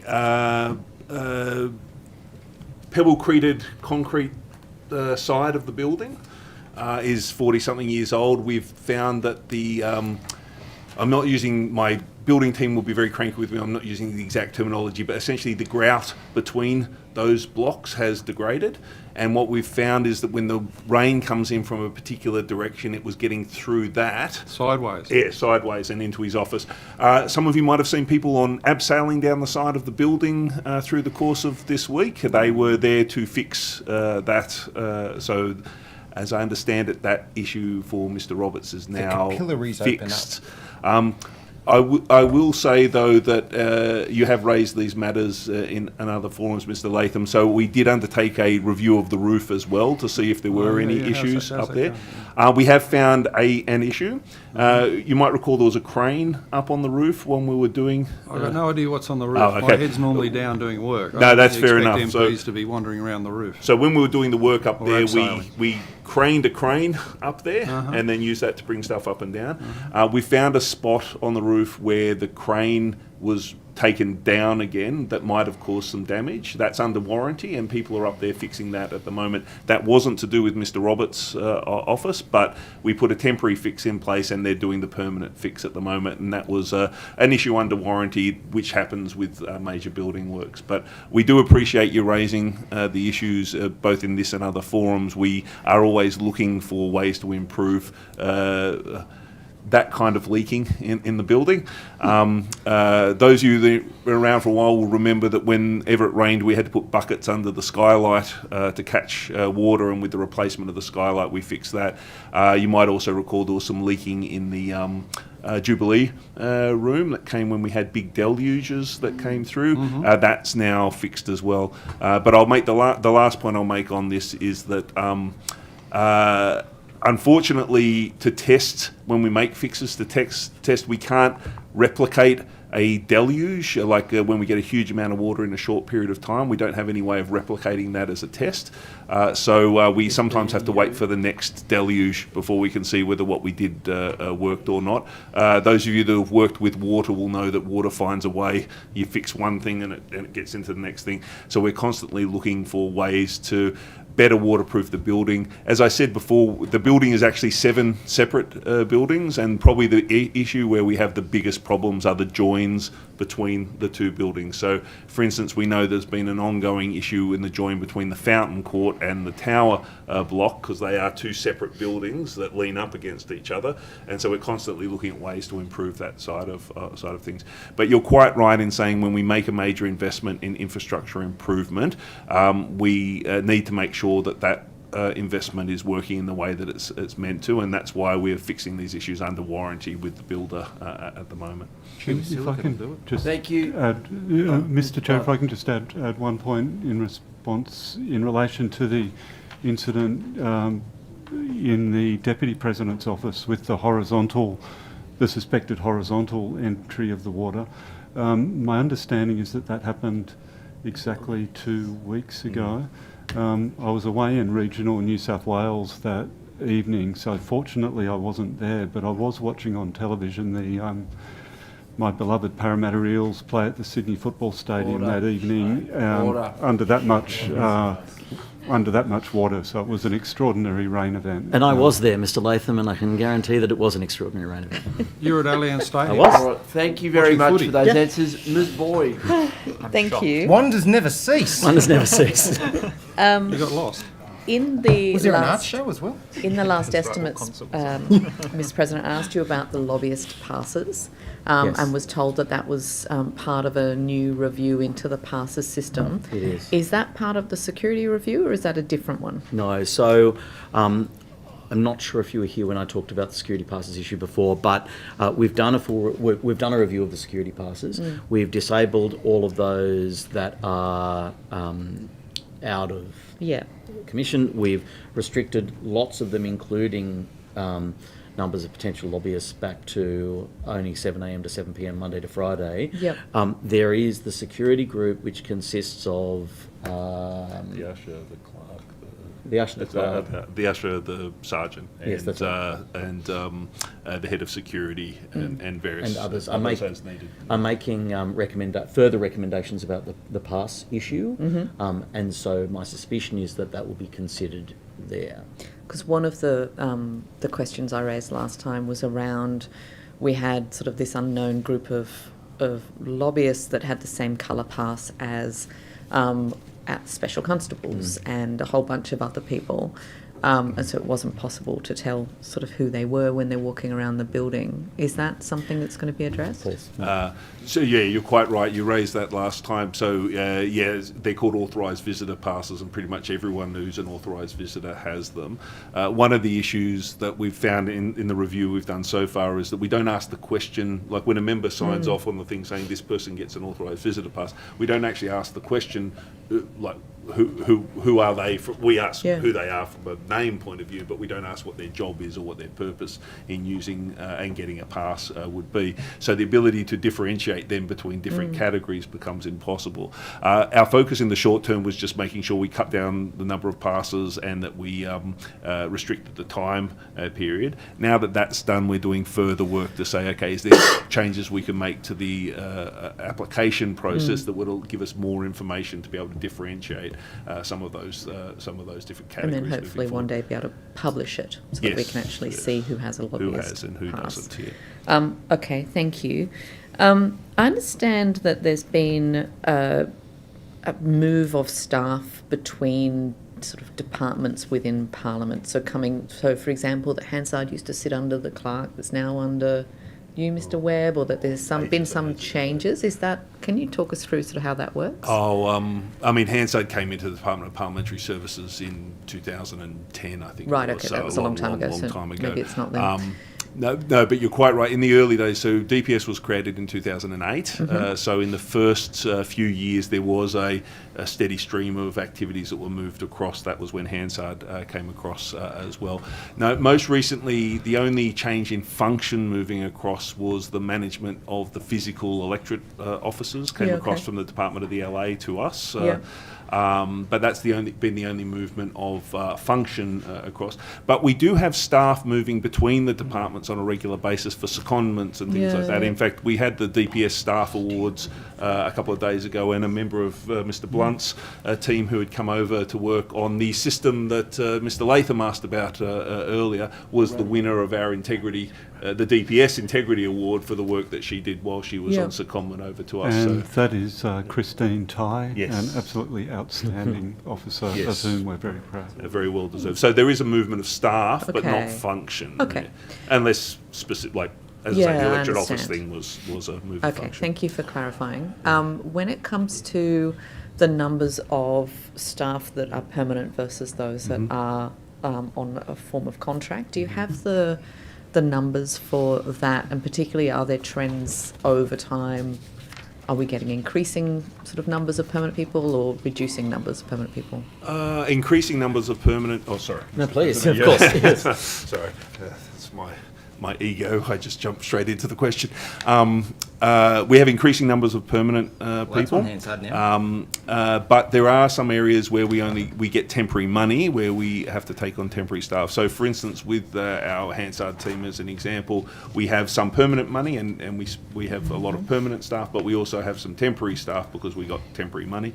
Yep. The other area where we have varying numbers of temporary staff is those demand-driven functions. So catering, for instance, we have a core and increasing. So, for instance, catering in the last few years has gone from around 20 permanent staff to 25, so we have increased the permanent number. But, for instance, when we have big functions on, we use agency staff to come in to support those big functions. Cleaning teams, similarly, when we have people sick in the cleaning team or go on long-term leave, we bring in temporary people. At the moment, it's about 20 permanent staff and 9 agency staff there. It varies up and down as people retire. We use a temporary person until we can run a recruitment action, and then people come back out again. Probably the other area where this happens a bit is in the AVB team. So we have a core team of audiovisual people, the excellent team that are managing the audiovisual of today's program. But we also have a casual pool, so because we do have events and functions and the like coming through. I would mention in the context of Hansard, one of the enhancements we are looking at making at the Hansard service is building a casual pool of people that are able to come in when we have peaks of work come through. The level, a lot of focus in previous estimates on with the amount of committee activity going on has been on the impact on the clerks team, as it should be, but there's also a fairly big impact on Hansard as well. So we've looked at creating a casual pool that if we have a very high level of committee activity, and now that the LA is sitting on some Fridays as well, that can exacerbate some of those issues, so that we can tap into that casual pool as well to deal with peaks. But pretty much where we have large concentrations of temporary staff, it's either because we have temporary money or we need a casual pool to deal with peaks of activity. But we have an ongoing commitment to permanent employment for people, and we are always advocating to try and set that standard in place. Thank you very much, Mr. Webb. The government. Thank you, Chair. Mr. Murphy. And thank you for coming along and giving evidence today. I've got a bunch of questions I want to start with in relation to committees that may be best directed to the clerk or to Mr. Webb. And you may well want to take some of these on notice. How many active committee inquiries have there been each month conducted by the upper house since 1995? I'll throw to Mr. Blunt on that Just off the one. top of your head. My money, he can answer it. I do have a long memory, and I am passionate about the Legislative Council committee system, but you've stumped me there. I will have to take that on notice, and we'll see what we can do. Another question I had was, how many full-time equivalent staff are employed by the LC in order to facilitate committee work each month, or I don't know whether you do it on that basis, maybe it's an annual basis, since 1995? And I'm just looking as to whether there's been an increase in the number of staff, an increase in the number of committee inquiries. I mean, Mr. Blunt, over the last 30 years, has that committee work increased? Oh, absolutely. I'll see what I can do on notice to answer your specific question. I very much doubt we'll be able to break it down on a month-by-month basis, either for committee inquiries or staff numbers, but we might be able to, we'll see what we can do on an annual basis. Having been a parliamentary officer since 1990 and an officer of the Legislative Council since late 1995, originally as a committee secretary, yes, I have direct experience of the exponential growth in both the volume, the exponential growth in the volume of committee inquiries, the shorter time frames for most inquiries. Back when I started as a committee secretary, it was not uncommon for there to be maybe 5 or 6 active inquiries at a time across the entire committee system, and most of those would be 12-month, sometimes even 2-year long inquiries into public policy issues. Of course, we still have some of that public policy work undertaken by committees such as the one that Dr. Kane chairs, but increasingly the committee system has evolved to be just as concerned, or perhaps even more concerned, with accountability-oriented inquiries, holding the executive government to account, which is absolutely appropriate, but they tend to be shorter inquiries and far more of them. So if the number of staff have increased, if Yes. the amount of the total number of committees and the work those committees are doing has increased, then naturally there'd be more work for members of the LC in dealing with those committees, wouldn't there? Absolutely. Can I make a quick point, Mr. Blunt? So just giving you two numbers. Between 2023-24 and, 2022-23 and 2023-24, there were 525 submissions received by committees in 22-23, and there were 7,700 received in 23-24. Certainly noting that birth trauma received 4,000 of them, but still a significant rise. Or in 2022-23 there were 84 hearings. In 23-24 there were 139 hearings. So that obviously has a significant workload on the committee staff, but also on members. Yeah, and given that you've raised birth trauma, I mean, there were 4,000 submissions. On my reading of it, 1,480 of those were substantial submissions. And when I looked at the timeline of that committee, you had a period from the formation of the committee, the resolution of the House, until the first hearing of only 60 days. And what I was going to ask is, do you think upper house members are adequately resourced in terms of staff reading that number of submissions? And if you go from the close of submissions to the first hearing date, you've got a period there of only 20 days to trawl through 1,480 submissions. And even if you were to task one staff member to read them and summarise them for you, I don't know how somebody could get that done in that short time frame. So Mr. Blunt may have further comments, but I'll just make two quick comments. The first is it's obviously within the purview of any committee to determine if it requires an extension in terms of timing, and an overwhelming number of submissions I would have thought would be a very good reason to do that. The second is in terms of staffing in members' offices, an excellent point, Mr. Murphy, and if you or others wish to make a submission to the PRT using evidence such as this in order to argue for a second or subsequent staffers for MLC's offices, the presiding officers would not be opposed to that. But I'll throw to Mr. Blunt if he has anything further to add. In relation to the particular inquiry you're talking about, I would like to take the opportunity to commend the work of the outstanding staff in the Secretariat on supporting that inquiry. It was extremely demanding. The material was complex. The impact of the inquiry was also very significant. We've seen other jurisdictions in other parts of the world approaching the same policy issue, referring to the work of the Legislative Council Committee as being the impetus to that. And just yesterday I received the government response, a very comprehensive government response to that inquiry. So it's making a real difference, that work. Sure.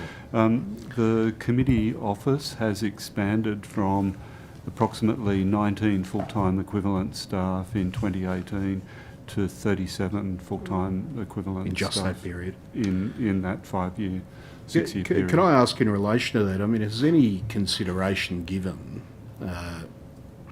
been given to, for example, moving to a relief staff budget? So if you have a period where you've got a particular committee, like that select committee that has an enormous amount of work, you could, for example, utilise a relief staff budget where if you're an office like mine, where my staffing role's split 3 days a week, 2 days a week between two different people, you could utilise that budget to put a second person on to deal with some of that work. Is any consideration being given to moving to a relief staff budget? For members? Yeah, for the members' staff. Well, again, that would be something that would need to be a recommendation or an instruction of the PRT, which we would then obviously would Because at the moment be there's no budget for a handover between the two staff I have on those days. Indeed. And there's no ability when you've got peak demand periods, if you can call them that, of committee work or something else, to utilise a budget, one staff member has to go off in order for the other person to come on at the moment. Would you like to make some comments, Yeah, please? if you don't mind, David. So the issue around flexibility of staffing for members to deal with peak issues is one that I have been looking at quite a lot over the last few years. I started by engaging with the PRT around emergency situations. So things like the floods, fires and COVID indeed created real workload demands on members and in some cases continue to. The aftermath, for instance, of the floods in Lismore continue to create a extra demand there. And the PRT was open to the idea that under those circumstances, and so has granted me authority in that space. More recently, I've started to think about issues other than emergency situations. So, for instance, I often get a request from members saying, a long-term staff member of mine is about to retire and I'm bringing a new person in, and I would really love a week where there could be a bit of crossover, where the person that's been in my office for a long time could teach the new person how to do things, but a strict interpretation of the PRT determination would say, no, you can't do that. The person ends on Friday, the new person starts on Monday. So I've started a process of engaging with the PRT to extend that flexibility to look at those kinds of work. I consider them to be work health and safety and operational requests. I had not thought about the issue of peak load that comes from other sources. I'll say up front I hadn't thought about that. You will consider but it I now? now will consider it. It is a reasonable point. I'd have to think through, and because I'm sure the PRT would ask me what would be your criteria for judging that this would happen, and I'd have to think through that. But that concept, I think, is a good one, and one that I could... Sorry, could we just add to that as well? You've spoken about long-term members leaving, and but that applies to staff going on leave. So you might not need the length of the handover, but a day for a new staff member to understand what Could they're coming make a into. huge Sorry, difference. Cam, No, just I- if you could consider that. This I is perfectly valid. Yeah, Absolutely. very Yes. So there's only a minute left, unfortunately. I did have one security question, so I might just go to that. Please. We had a recent security briefing that members of the Parliament generally were invited to. I don't want to go into the detail of that, other than just one issue that came up, which was one aspect of the advice was that members should take staff members with them when they go out to public events, so that there's a second person there that can contact police or, diffuse a situation, deal with an emergency. And I just... given we've only got the one staff member in the upper house, I just wanted to know whether you've come up with any or are considering any alternative measures for members of the upper house to provide for their security, because we can't, we don't have the budget to take staff with us when we're going on trips regionally, and to take them with us to every event we go to would result in closure of the office. So are there any other alternatives being considered? So I'll throw to Mr. Webb, but one of the things that was discussed towards the end of that briefing was the new duress alarm, which is being trialled on people's phones as an app for members of Parliament to be able to literally alert security, which will then photograph, record, and act on immediate threats, which is the sort of system that I think will be particularly helpful if a member of Parliament is there by themselves. Evidence in the trial after the event. Indeed. Mr. Webb might have more comments. I do, just to... Sorry, I just should make the comment, though. No, it actually, if there is an issue, police will be immediately dispatched. Yes. Sure. So, yeah.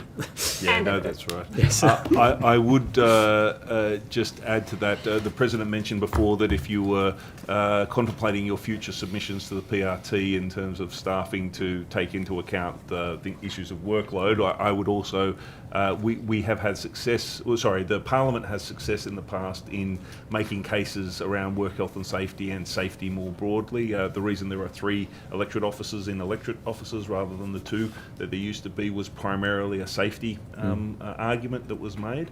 So I think that could form part of that. Another, and look, I won't go into too much, as long-term members of the committee will know, I'm reluctant sometimes to speak about security measures on the public record because it gives people information about what our security measures are. But I would just mention one extra option that's available that some members use, which is to call extension 2600 or the full number if you're outside, and have a special constable on the line with you when you are moving through a situation that you're concerned about. So, for instance, I was talking to one member who was going to community events. They would finish late at night. Their concern was was not the community event itself, it was getting from the community event back to their car.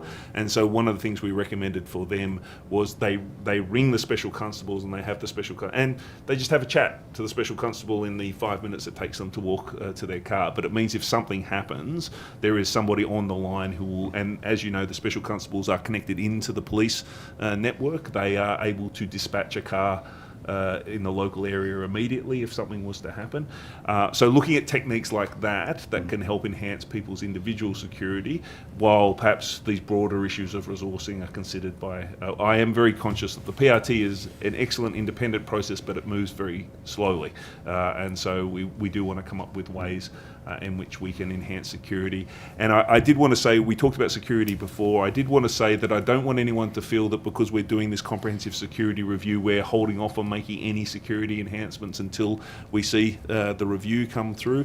The Distress app is a good example of the things that the excellent team, Anthony McVean and his team, are doing excellent work, just trying to find ways of enhancing security in little ways and in big ways all the time. And so if there is a particular issue that you're concerned about, please come and talk to us about it, because we will continue to try to find solutions even while those bigger processes are going on. Chair, I did have a couple of answers to things people asked through the course of this morning's session, which I could give very rapidly or wait until after the break. Maybe after the break, Mr. Will do. Webb. We'll do that. We've run 10 minutes over time, so I'm proposing that we reconvene at 20 past to give us time to have a little bit of a break. But thank you, everyone, for your excellent questions and the civility of the morning session. We will see you at 11:20. Fingers crossed. Yeah.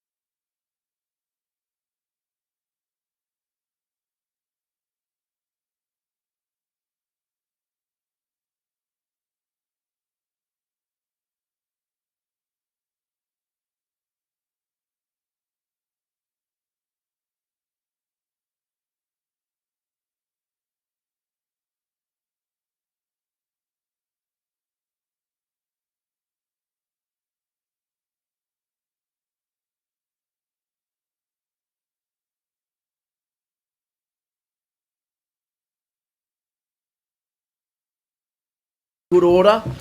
We will now recommence with questions from the opposition.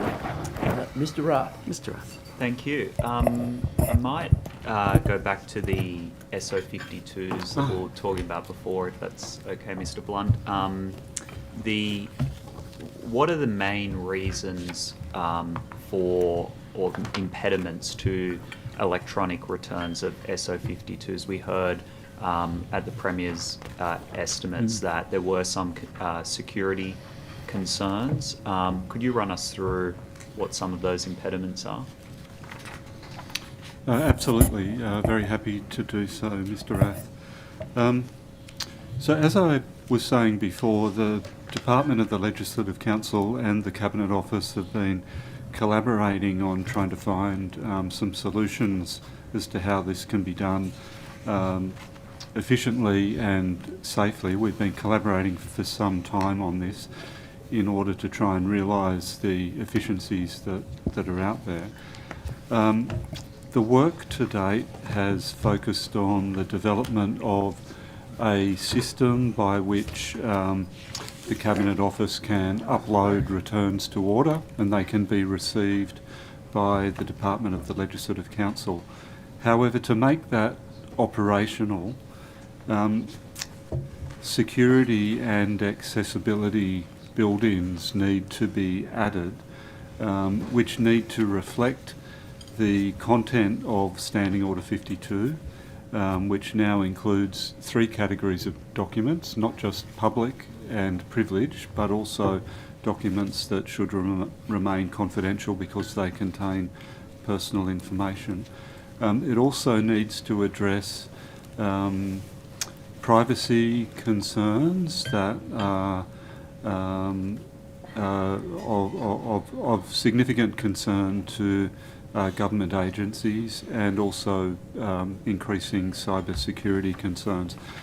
If I can just take you to the some recent steps that have taken place. So in November 2022, the Procedure Committee reported on its inquiry into Standing Order 52. Chapter 4 of that report describes the purpose and the then status of the what we call the e-returns project, this project to provide for the electronic lodgement of returns to order. Importantly, the committee made 2 recommendations and proposed a draft resolution for consideration by the House early in this 58th term of Parliament. The purpose of including a draft resolution was to make clear that the project has the necessary political support, including high-level commitment from the government, for the final resource-intensive stage of the project to be proceeded with. The draft resolution also sought to resolve, by way of the clear intention of the House, a number of issues or options to address those security and also accessibility issues. And the report finally, that report of the Procedure Committee suggested a fresh look at this issue by the Procedure Committee early in this parliamentary term. Now that hasn't happened yet. The Procedure Committee's had quite a full workload, including 3 inquiries that it reported on recently dealing with the lodgement of notices of motions, the use of language in the chamber, and disorder in committees. That's right. So the Procedure Committee hasn't yet recommenced looking at Standing Order 52. A couple of other things to note, though. Since that report, I've had an exchange of correspondence with the Secretary of the Cabinet Office, in which she very helpfully expressed the Cabinet Office's preference in relation to some of those accessibility and security issues which were highlighted by the Procedure Committee. So that was really helpful. The Cabinet, she also though raised some additional privacy and cybersecurity concerns and flagged undertaking a quote, privacy and cybersecurity risk assessment of the project, and I responded indicating my preparedness and that of the Department of the Legislative Council to cooperate with that and incorporate any required, or to address any required privacy and security measures in the final design for the project. I would also note that the volume of returns to order has returned to more normal levels in this term of Parliament. We're being more targeted in our approach. Although we are seeing a large number of separate returns to order. So for every order for papers, we're often getting 2 or 3 separate returns, which with the documents coming back in a staggered way, which imposes some additional administrative burdens. We've also seen the government table a protocol for the proactive release of government information to members. And finally, I'd note that the Secretary of the Premier's Department recently wrote to me, and that correspondence was tabled in the House, expressing some serious concerns on behalf of government agencies about orders for papers requiring the disclosure and hence publication of sensitive personal information of public servants. I understand he's met with a range of members of the House to discuss that matter and has requested some self-restraint by the House in this regard. And although this hasn't been explicitly stated to me by the Cabinet Office, I do suspect that the ultimate level of enthusiasm from government agencies for e-returns is likely to be related to how those concerns are addressed over time. So finally, I've almost finished the answer. Once all those issues have been addressed, I still need to internally participate in a whole of Parliament process to see work on e-returns prioritised as part of the digital transformation project. That involves a sort of consensus-based decision-making process where there are a range of meritorious IT projects and we have to work out which are to be prioritised. And I would also just point out that over the next financial year, much of our resources in this area, not only financial, but most importantly, the people resources, because there's a limited number of people who have the skills and experience to develop parliamentary information systems. A key priority for that, for all those, the people and the funding, will be developing and building the new online searchable pecuniary interest register, which is required under the draft regulation that has been considered by the Privileges Committee recently. So for all those reasons, we're unlikely to be able to move to that final stage of development of e-returns until probably this time next year. But as I said before, that's probably not unhelpful, because with IT systems developing so rapidly, it may be that there are some alternative solutions to how we address those accessibility and confidentiality security requirements that may well become evident through newly developing systems. Yeah, I think the issue of the IT systems, which has been raised for many years, is an ongoing point. I suppose the new information that you mentioned in your response just then was about it's not just a matter of IT, it's also, even if we have the systems and the funding and we're able to do it, do we want to do it because of the cybersecurity concerns and the issue that the Cabinet Secretary raised in terms of people being able to piece together thousands and thousands of pages of returns that in the wrong hands could be problematic.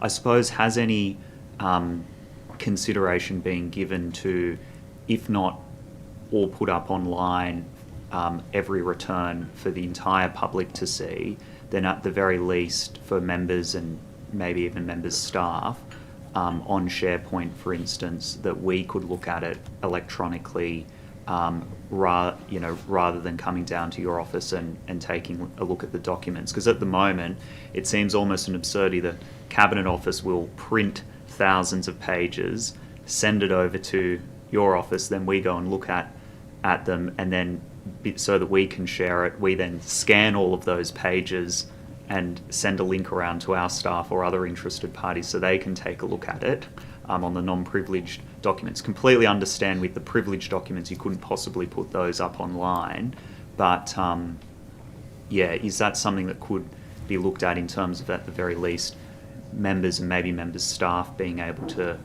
access the public documents electronically? For all the reasons that you've just been outlining, that's exactly why we continue to be enthusiastic about the project, as does the Cabinet Office. Yes, those options can be and will be considered. It's interesting that you mentioned SharePoint. That provides some interesting opportunities for us as members, I hope, are experiencing the benefits of. Thanks in part to some representations that Mr. Murphy made some time ago, we have ourselves developed with the rollout of SharePoint a members hub by which you can access all the information you need for your participation in committee inquiries. That's one good thing you've done this Parliament. So SharePoint's certainly something that I'm sure will be considered going forward. But just in terms of the comment you made about the threshold question about whether this is ultimately adopted or embraced or not, that's exactly why the Procedure Committee proposed that the House consider a resolution in this term of Parliament that would provide the firm basis of a decision to proceed and would reflect commitment from all parties to doing this. Thank you so much for that information. We might pursue it again next estimates and see where it's up to. I wanted to ask now, just following on from the questions being raised from Mr. Murphy before, I suppose it's more a question about when it comes to parliamentary entitlements, whether it's pay, whether it's entitlements that we get as MPs, whether it's staff. I'm trying to understand a little bit more what role the PRT has and the decisions that they make versus the Parliament and you and the Speaker as presiding officers and also the executive government, how that all interacts. I know this is a broad question, but sometimes when in my discussions with the PRT, they might say, oh, well, this is a matter for the Parliament or this is a matter for the presiding officers, and then sometimes you might say to us, well, that's a matter for the PRT. So I suppose they obviously determine the increase in their determination year on year in things like entitlements. But in terms of restructuring or changing the entitlements structure, like on something, for instance, like the electoral allowance, is that a decision they make, or do they make recommendations to you and then it's for us to consider? I'll throw to Mr. Webb shortly, but the fundamental answer is this. They issue a determination which we are obliged to follow. Right. However, we then determine how that determination will be implemented. Right. In effect. So that does give us some discretion, and it does give Mr. Webb some discretion in terms of dealing with some of the issues that were have been raised earlier in this hearing.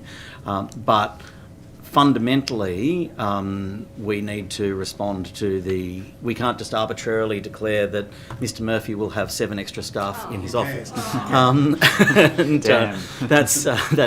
And there will be, and when they say this is something for the Parliament to deal with, potentially there are other issues that actually need to be legislated, for example, which is why they would say that. But Mr. Webb might be able to give further clarity. Yeah, no, that's an excellent summary. Just for clarity, to give an example for clarity, the PRT determines how many staff you will get, but the presiding officer's annual determination determines the salary of those positions, just to give an example there. I administer the entitlement system not under delegation from the presiding officers, but in my own right. As you would imagine, there would be a natural conflict of interest for a presiding officer who is also a member having oversight of some of the administration. So a lot of that I administer in my own right.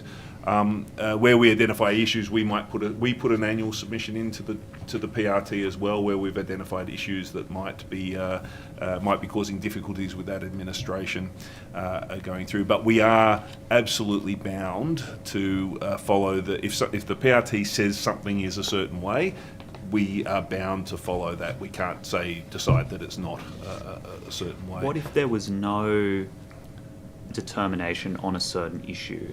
So say that say that we decided as a parliament to change the system in some way. Could we do that, or they're the sole determinant?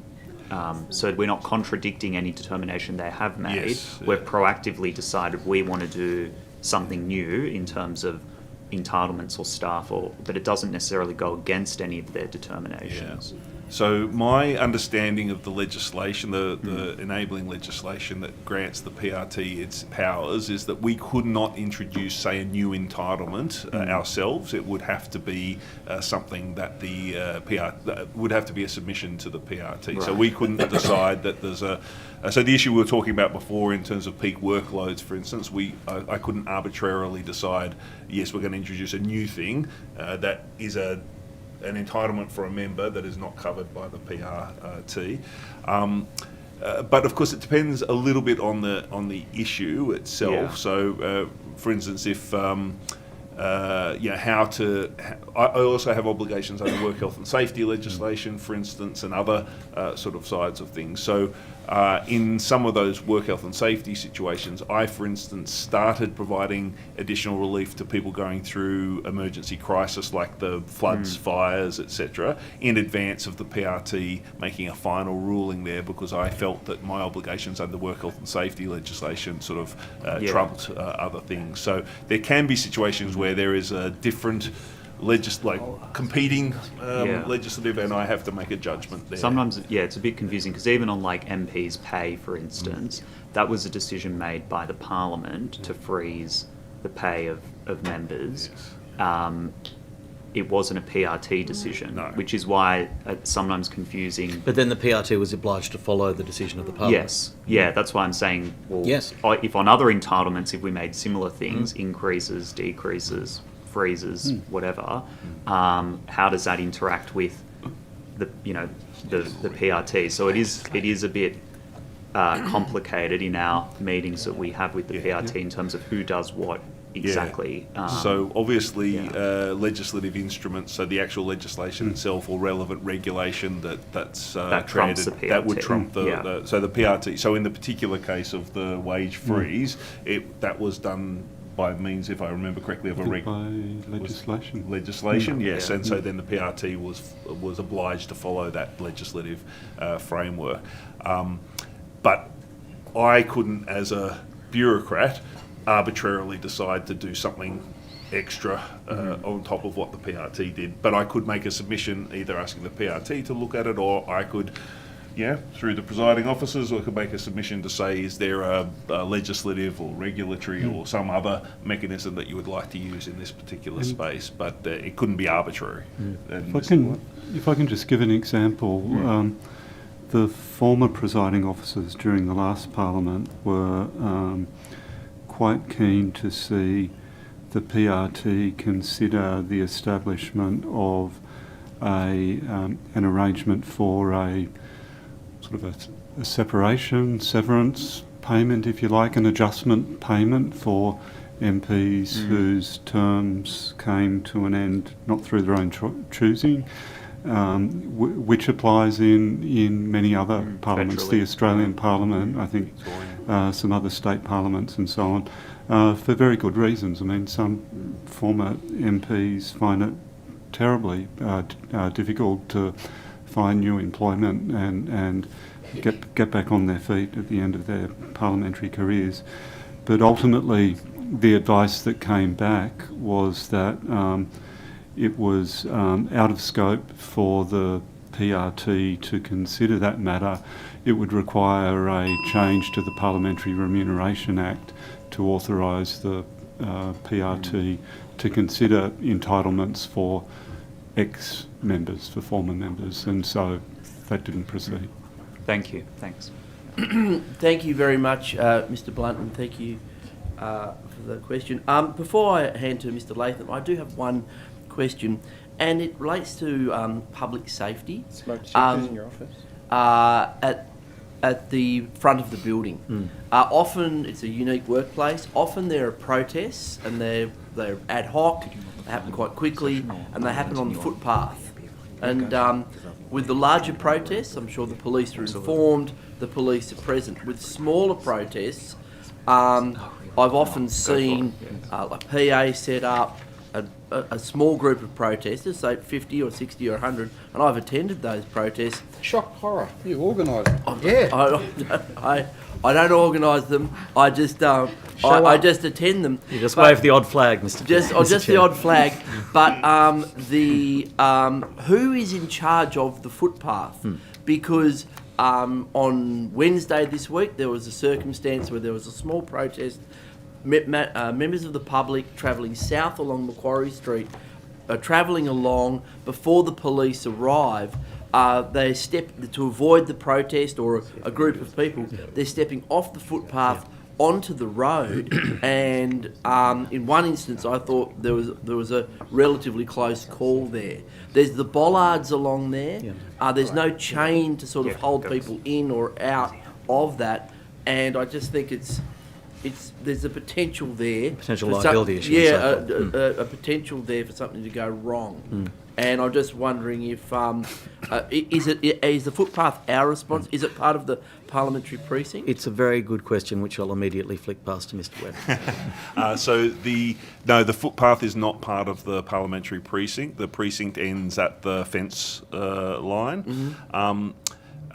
So technically speaking, it's a City of Sydney and New South Wales police issue. Of course, the special constables whose primary powers are within the precinct, but like any police officer, if they see an imminent threat to safety or life, they can take action outside of the area. But it is technically speaking not a part of the parliamentary precinct. One of the reasons, there's many, the complexity of what's under Macquarie Street being one of them, but one of the reasons it took quite a long time for us to get the bollards in place is that we had to negotiate with the City of Sydney, because technically it's not our land.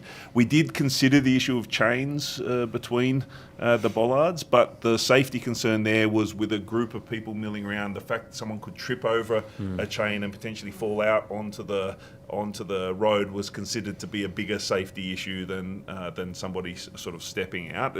As you've seen with even a relatively modest protest, there's a lot of people milling around, and the chances of that happening were deemed to be a bigger safety concern than having the gaps there at the moment. All protests should be registered with New South Wales Police.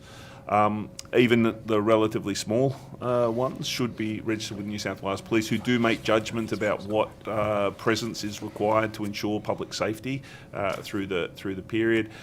We do monitor any protests going on from a safety perspective. We are very committed to the democratic right to protest. We think it is a key part of our civil society, but we do, as you say, we want to make sure that people are safe in doing that, and we are always looking at ways that we can try to improve that safety, as we did with the bollards, as an attempt to protect people on the footpath, whether they're lining up to get into the parliament, whether they're protesting, just protecting those people from traffic incidents that could occur. And Mr. Blunt just has a short contribution to make on this issue as well. I know there has been some commentary about the bollards project and the length of time it took to get them in place, and I think probably Mr. Webb was the most frustrated by that length of time that it took as a result of some of those negotiations with the City of Sydney and Sydney Water. However, I for one am very comforted by the fact that they are there. They are really there to protect the pedestrians, to protect protesters, but also to protect people who are visiting the Parliament. On Sunday we had 3,000 members of the public visit, and at various times of the day the queue stretched certainly all the way along the front of the Parliament House, at times all the way back to the Mint. It was very comforting to know that those people, some of whom stood in the sun for 40 minutes waiting to come into the Parliament, were protected from any vehicles mounting the pavement by those bollards. I should also just mention briefly that if the special constables do think that there's a safety issue, there have been occasions where they'll ask a protester to move closer to the fence to allow pedestrian traffic, if the numbers are such that that's a possibility. So that we are always trying to monitor safety as best we can, but we are very conscious that it is stepping outside of our official jurisdiction, if you like. Thank you, Mr Webb. Mr Latham. Thank you, Chair. What response has the Legislature made to the Minns Government directive return to the office? Good question. Mr Webb. Fortunately, the approach that we have taken fits within the guidelines issued. We're not bound to follow announcements by the executive government in terms of how the Parliament works. But we always look at it as a potential source of best practice and the like. We reviewed that circular when it came out. Unfortunately, our current approach to flexibility fits within that, so we've not made any changes as a result of that. What is our current approach to flexibility? Now that COVID's long gone, how many staff of the 278 would be here working in the office on a normal day? Let David go first, and then I can go. From the point of view of the Department of the Legislative Council, the memoranda that was circulated to the public service is pretty much doing what we've been doing for the last 18 months. So when we moved back to the Parliament building in April, May 2023, the Deputy Clerk and I communicated to our staff that yes, we're 100% supportive of flexible work practices, but the benchmark that we expected as a starting point for negotiations within teams was 3 days in the office as a minimum, and that's what's happened for the last 18 months. Our staff love being here. They love collaborating with one another and getting together, and yeah, so in a sense the public sector's catching up. What was it pre-COVID? Pre-COVID, although we had flexible work practices, there wasn't a sort of a benchmark.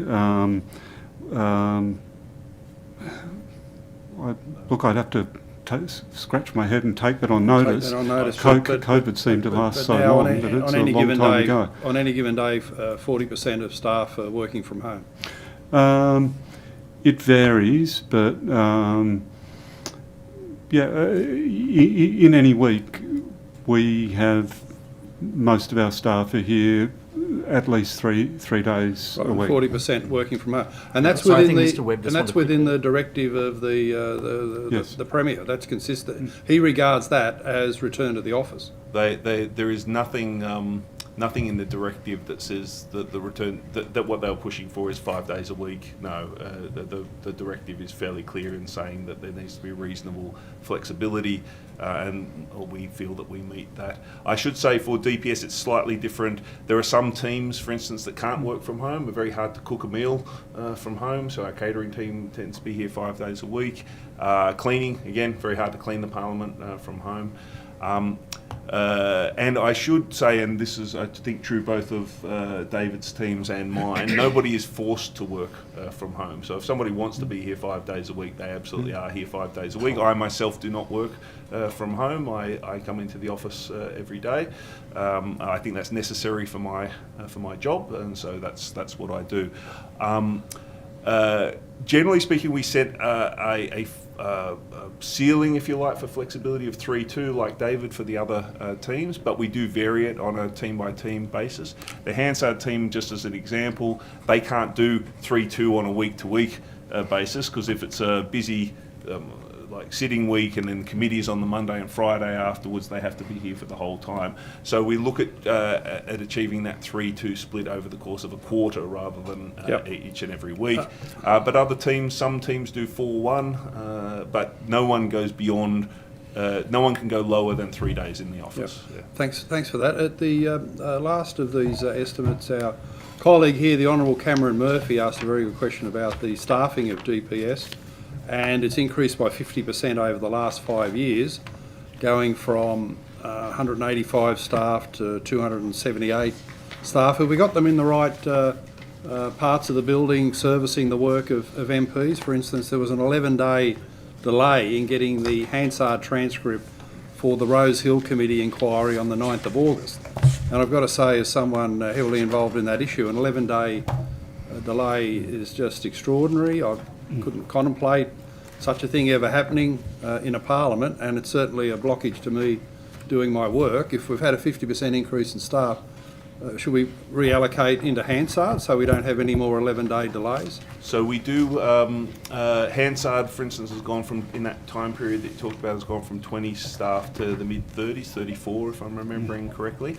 On that particular, I am aware of the particular instance, it was 11 elapsed days, but that included 4 weekends, so it's 7 business days, 3 of which were sitting days. On sitting days we prioritised the activity of the House, so it took 4 business days for us to produce that transcript. Our target is between 3 and 5 days to do so. We average 1.8 days for the turnaround of a transcript of a committee. We have a process in place with the committee secretariat. You've got no problem with an 11-day delay from the actual committee hearing to when an MP receives the transcript? With those factors that I put in place, sometimes that's necessary, but we do have a process with the committee secretariat to identify priority hearings for turnaround and transcript, and the team does work to set those as priority. For instance, I know the next Rose Hill thing has been designated as a priority. Can I just say, as a Member of Parliament, the staffing areas that have received this extraordinary increase in staffing relate to mock outrage and hurt feelings and so forth. MPs have 2 organisations that are fundamentally important to our work in this building. One is Hansard and the other is the library. Mm-hmm. And elsewhere, where the office is totally clean, or you're fed, or you've got hurt feelings and you go talk to someone to hold your hand, is pretty well irrelevant to the work I and many other MPs do. Can't we prioritise a system whereby Hansard turns these things over in a couple of days? We I mentioned before the casual pool that we're putting together, and that is to help in exactly that kind of situation. We have looked at other parliaments. The average turnaround time is between 3 and 10 days in other parliaments. Which parliaments? Other state and territory-based, 3 to 10 days. We are one of the quickest parliaments going around. But I do take your point. Generally, you are quite right. The Hansard function is a key function supporting members. And this is one of the reasons why, as well as almost doubling the size of the Hansard team over the last 5 years, we're also creating this casual pool, because in those spike situations, especially now that the lower house is sitting on Fridays, we are conscious that that was having an impact on our ability to turn around committee hearings, and so we are looking to try to enhance that, because you are quite right in saying that the ability to get access to transcripts is a key function for members. I agree with that entirely. We're also exploring other options. It's more of a lower house thing at the moment as we trial it, but giving access to members earlier to the captions that we produce. So if you wanted to get a quick early look at the transcript, to be able to look at the captions while you're waiting for the and we're trialling that with a couple of committees in the lower house, but that might be an option for the future. And I would just remind everyone, we have the video on demand system, which you can access instantaneously as well. So if you wanted to go back and see and watch a bit of footage, that is available 24/7 instantaneously. So we are looking to to try and find as many ways as possible to give you as much information as quickly as we possibly can as we move forward. Right. And President, can I just raise an issue? Sorry, can I just? I think David just wanted to say something quickly on the Hansard issue, and so would I. Just about on everything, we get 3 answers. I'm sorry. All I was going to say is, I think you're right. That's all. I think that it is a critical and important part, but I do want to make it clear that I think Hansard does an extremely good job. It's not about the people I'm who are not there. saying that. It's about I'm saying the 11-day delay. Yeah. David, I'm not sure if you want to say something quickly. That the after the Rose Hill hearing on the 9th of August, the Secretariat did not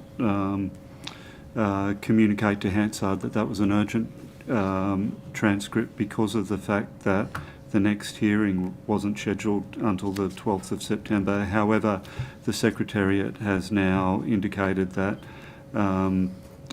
for any further hearings of the Rose Hill inquiry, that they are urgent transcripts, so it won't happen again.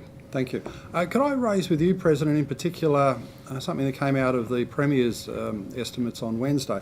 At this gathering here, the members have asked questions, and there's been the normal parliamentary practice that the people answering the questions work on the assumption we're not giving you a pack of lies, or we've fabricated material, or we've invented material. There's an element of good faith in estimates where asking the question, normally the person answering has some good faith that there's a degree of accuracy and credibility to what a member of Parliament, elected member of Parliament, would be putting to them. On Wednesday, the Premier, it said that you're in the role because you've been close to him in the past, adopted a tactic I've never seen before, and I think it completely destroyed the usefulness of the day, where every single thing that was put to him that might have been critical or required an answer that questioned public administration in New South Wales, he required validation of that, even to the point where when the Greens quoted back to him some of his own words, he needed a transcript to say, can you validate that I actually said that? Now, this is a tactic that obviously wastes a lot of time, produces a lot of non-answers, and pretty well destroys the usefulness of budget estimates where you've got to validate every single thing. I had a document that required extra analysis and so forth rather than being read at face value. So can we consider that particular problem? It was my third budget estimates with the Premier, and while Berejiklian and Perrottet would obviously defend their political position, most of the time there was an element of good faith where they'd accept if the committee raised a problem in forestry or some public administration or whatever I was on about, they'd accept that perhaps there was a need to do something about it. But where you've got someone who requires validation of every single thing that's said, even their own words, you don't get anywhere, and it's pretty well pointless in turning up. Can we do something in talking to him or considering what happened? So I'd make a couple of points on that. The first is, obviously, it's entirely within the purview of any minister or the Premier to answer in any way that they wish. So I'm obviously not going to comment on that specific inquiry hearing.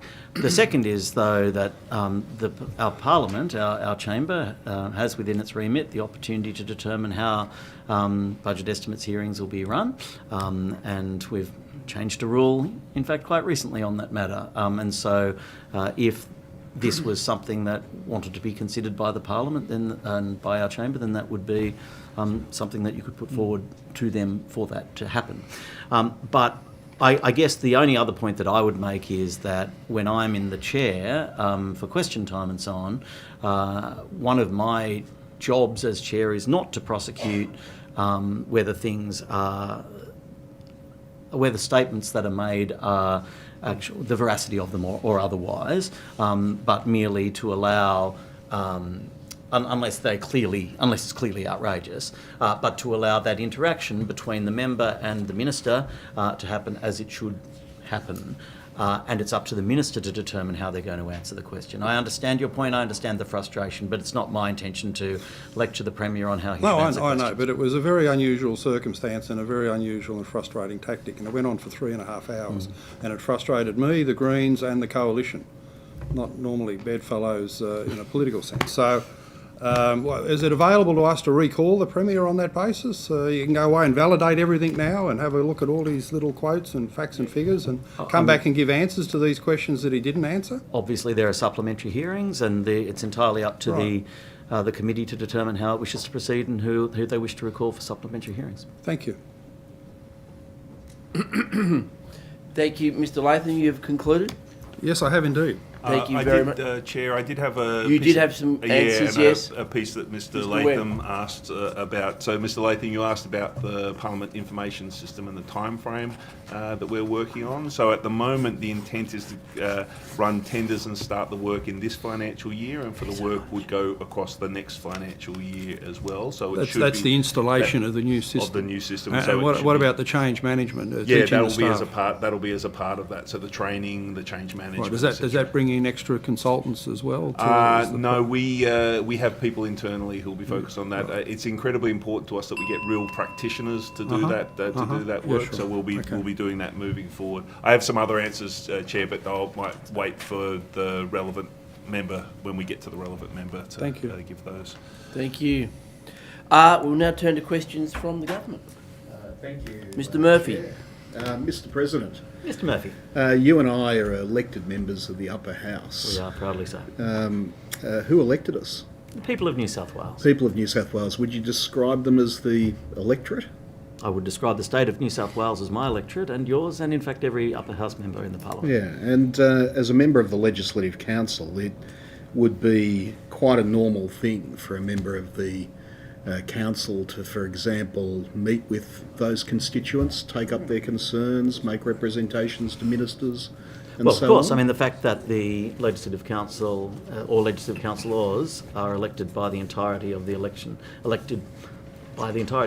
voting population, I should say, of New South Wales, absolutely. And I myself have represented numerous constituents from across the state on different matters. Yeah.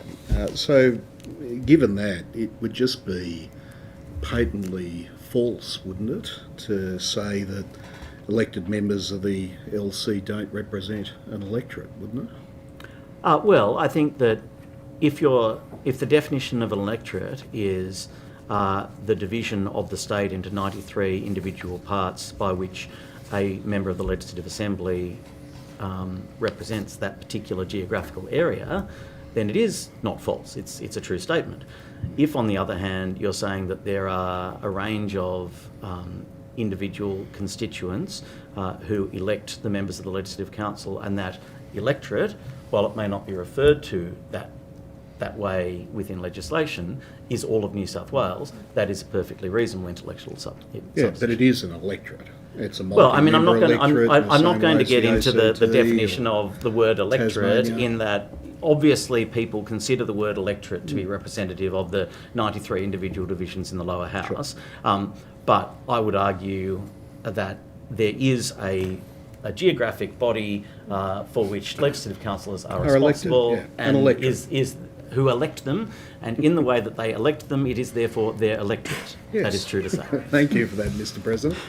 And we're responsible. I'm enjoying this quite. We're responsible to those electors. 100%. Right. So, as I said, for somebody to then say there's no electorate that LC members are responsible for, that would just simply be wrong, wouldn't it? Well, for somebody to say that there are not electors to whom the members of the Legislative Council are responsible, I think, yes, that is a statement that is not correct. And there is an electorate, which is the whole state, and it's a multi-member electorate. In the way that I defined it earlier, yes. Yeah. So I just with wondered, that appropriate caveat that I made. Well, even with that caveat, if you look at the 2023 Parliamentary Remuneration Tribunal determination, that paragraph 239 on page 65, the PRT... I love that you know that off the top of your head, by the way. The PRT says that LC members don't represent. Yeah, so I suspect that, going back to the original caveat that I made, the point that is making is that they don't represent one of the 93 individually constituted geographical areas that are represented by members of the lower house. So my question flowing from that is, what's being done from your perspective as a presiding officer, to disabuse them of this notion that we don't have electors that we represent? Well, I'm happy to talk about if there is a specific issue that you say has come, or that you think has come up in the PRT that is causing a challenge because of this, I'm happy to talk about that. But if this is merely a definitional issue in saying that members of the Legislative Council don't have a specific local area for which they are responsible in the Legislative Assembly, then that's a different matter entirely. I do think, thinking about this issue for the first time in depth, that there is an expectation by the community that they will go to their lower house members for issues that are geographically relevant to them within that Legislative Assembly boundary. And I suspect that, those are the sorts of issues that the PRT takes into consideration. But as I say, if there is a specific clause, your fundamental premise is that members of the Legislative Council represent constituents within New South Wales. Yes. I agree. If there is something that you think is problematic within the PRT... my concern about it is that thinking that there's no electorate seems to have infected the PRT's thinking when it considers issues. And it runs through the determination as members raise issues about such things as electorate officers or staff or travel requirements or other things, that same notion that there's nobody that you represent, there's no electorate. And I understand the distinction between a physical place and and the fact that there's an electorate office implies that there is a greater responsibility to focus on the electors in that particular geographical area. My concern is that they're taking the view that you have nobody to represent, when quite clearly members of the upper house do constituent work, they do take up issues, they make representations on behalf of people in exactly the same way that members of the lower house do. They just do it for people across the whole state. Even if parties may work together to divide that work up, it still means that... I agree with this opposition. ...that occurs. Yeah. Thank you. Thank you. That's all I had. An excellent line of question. Thank you. I wanted to ask a few questions, and it might be Mr Webb on these ones to start with. Mr Webb, about some of the answers you've given about particular contracts.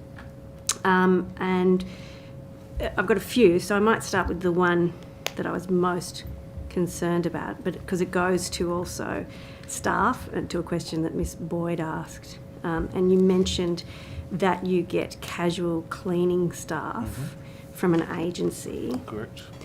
You may or may not be aware that cleaning is one of the most vulnerable sectors in terms of mistreatment of staff. And I wondered what we had done as a parliament to make sure that those agency workers were actually receiving everything that they should, and whether you were aware that there is an organisation called the Cleaning Accountability Framework, which is a joint stakeholder group which looks exactly at this to make sure that whoever's engaging cleaners engages cleaners that are employed in an appropriate way. Mr Webb. Yes, thank you. Yes, we are aware that cleaning is a very vulnerable, and this is one of the reasons why we don't go around to just random cleaning agencies. We have a relationship with particular cleaning agency where we bring people in so we can ask the exact questions that you're talking about. We regularly engage with that agency to ensure people are being paid appropriately. And we also encourage any staff that are working with us through an agency that if they have any concerns along those lines, that they raise them with us so that we can make representations on their behalf if that was to come up. I wasn't aware of the body that you're talking about, but I'm happy to become aware of them, and very happy to engage with anybody who can help us make sure that we are always fulfilling the obligations to people that work here in the precinct. That would be great, because as you know, often particularly cleaning staff or other vulnerable workers wouldn't feel comfortable raising with us any concerns they have. So yes, I would recommend that you speak with the Cleaning Accountability Framework, who certify cleaning companies to make sure that they're paying the correct wages and providing the correct conditions. I guess that leads me to other questions about contracts with external suppliers. across the board, I wonder if you could, it might be an on-notice thing, but if you could provide a complete list of contracts for services that we do, source from elsewhere. And I particularly also want to ask you about the IT contract that you mentioned earlier. You said as an external supplier, we've noted that its role will be something that's quite complex and over years. So the other question I want to ask is, in the case of a project that's going to last a while, and I know there are particular expertise in IT, but is there not the capacity to bring some of that in-house if it's a long-term project? Yeah, so for the support of those systems, that does happen in-house, for the long-term support of any of our systems. We do have probably the areas where we do have, if you want to call them outsourced arrangements. One is, and the one I was referring to before, is on the development of the systems. So this is an external vendor who provides parliamentary systems for multiple parliaments, not just us, South Australia, Victoria, federally, etc. So we do leverage off the fact that in developing the system, we can all piggyback off each other's work in order to make that happen. But the support of the system does happen in-house. The other area where we do some outsourcing is with the DXC, who do some of the things like supporting the servers that we run things on and some of that underlying infrastructure. But we're constantly monitoring that. So recently, for instance, we looked at where we could bring some of those functions back in-house because we'd had time to develop more expertise with our in-house staff. In other places, especially that arrangement came in when we were subject to fairly extensive efficiency dividends over a long period of time, and it was the most cost-effective way of supporting some of the underlying infrastructure that we have. Short-term cost-effective. Yes, yes, but also they have more redundancy than we do. They have, because they're managing multiple contracts, it means that if somebody's sick, they have other people that can fill in. A small operation like ours sometimes can't replicate that level of redundancy. Can I ask a question about DXC, because I have dealt with them previously. Their staff are Can I just interrupt for a moment, Dr. Kane? Are you likely to continue on this line of questioning for a couple of minutes? And if I ran out the door and came back, would that be okay? Mr. President, certainly, and I will ask you some questions when you return. Thank you very much. So DXC have some staff, as I understand it, locally, but quite a lot of staff offshore. Yeah. And I probably can understand where my questions are going. What do we do to ensure that the staff, and I understand IT sourcing is very difficult and that we can't necessarily get everything we need onshore, but that doesn't mean there's not a responsibility to check what's happening. Yes, absolutely. What have we done to check that those DXC people that we deal with offshore are indeed being treated in a way that's acceptable to us? No, very, very good question. So you'll be aware that over the last few years, governments of both persuasions have introduced modern slavery provisions across the board. I've written about it. Yes, so we follow all of those guidelines. We build into our contracts all of the provisions that are necessary there. You're right, we do insist on a certain proportion of local representation, and it is primarily areas where there is a skill shortage that we just can't source, or they can't source locally, where we do use offshore, what they might call on offshore resources, so some of the more complex issues that we come up with. DXC is the only contract where there is that offshore component to what we do, so we do monitor that very carefully. Okay, couple of follow-ups on that.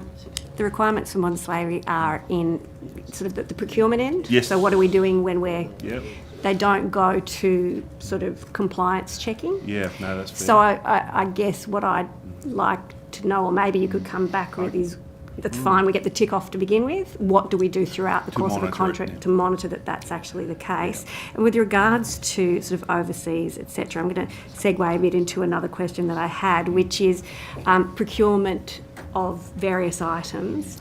I don't know how much revenue we get from our gift shop.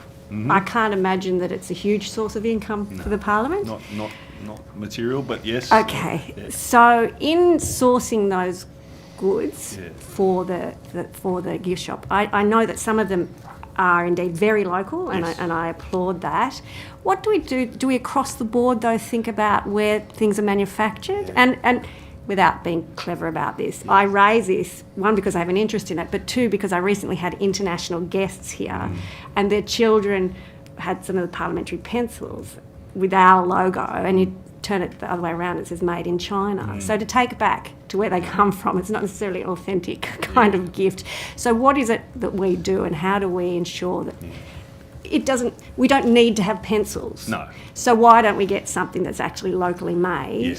Yeah. Given that it's not a revenue stream for us that matters. No, I agree with that entirely. So recently our friends in the federal parliament did a complete review of their shop and the things, and with that lens in mind. So we've been looking at what they've done. We do have some legacy stocks of things that have been made that we'll need to look at ways of getting through, although I would say that due to the work that David and Mr. President did with the open day on the weekend, we did move a significant amount of merchandise through that day, which is a wonderful thing. But what we are doing is looking at the sourcing of things for the gift shop at the moment. I agree with you. The things that we have in the gift shop should reflect not just the Australian character, but the New South Wales character as well. So we are moving all of our items towards New South Wales sourced.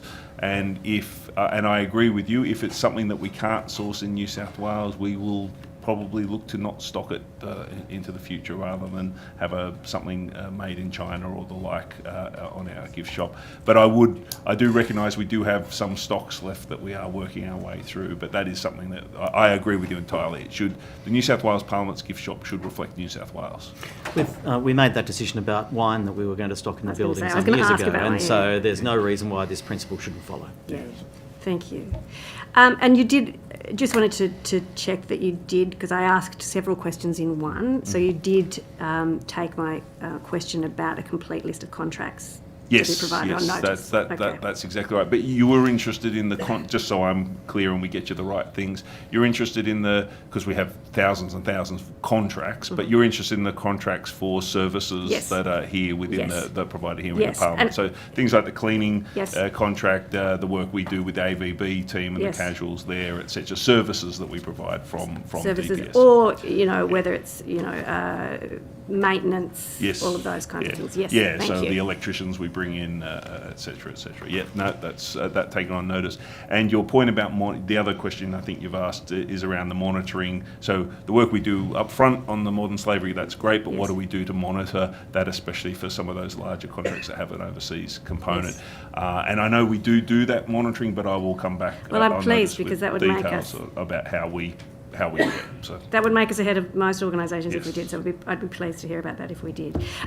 Mr. President, welcome back. Thank you, Dr. Kane. Thank you for your generosity. Can I ask you a question about Parliament and how we manage sustainability issues at Parliament? You can.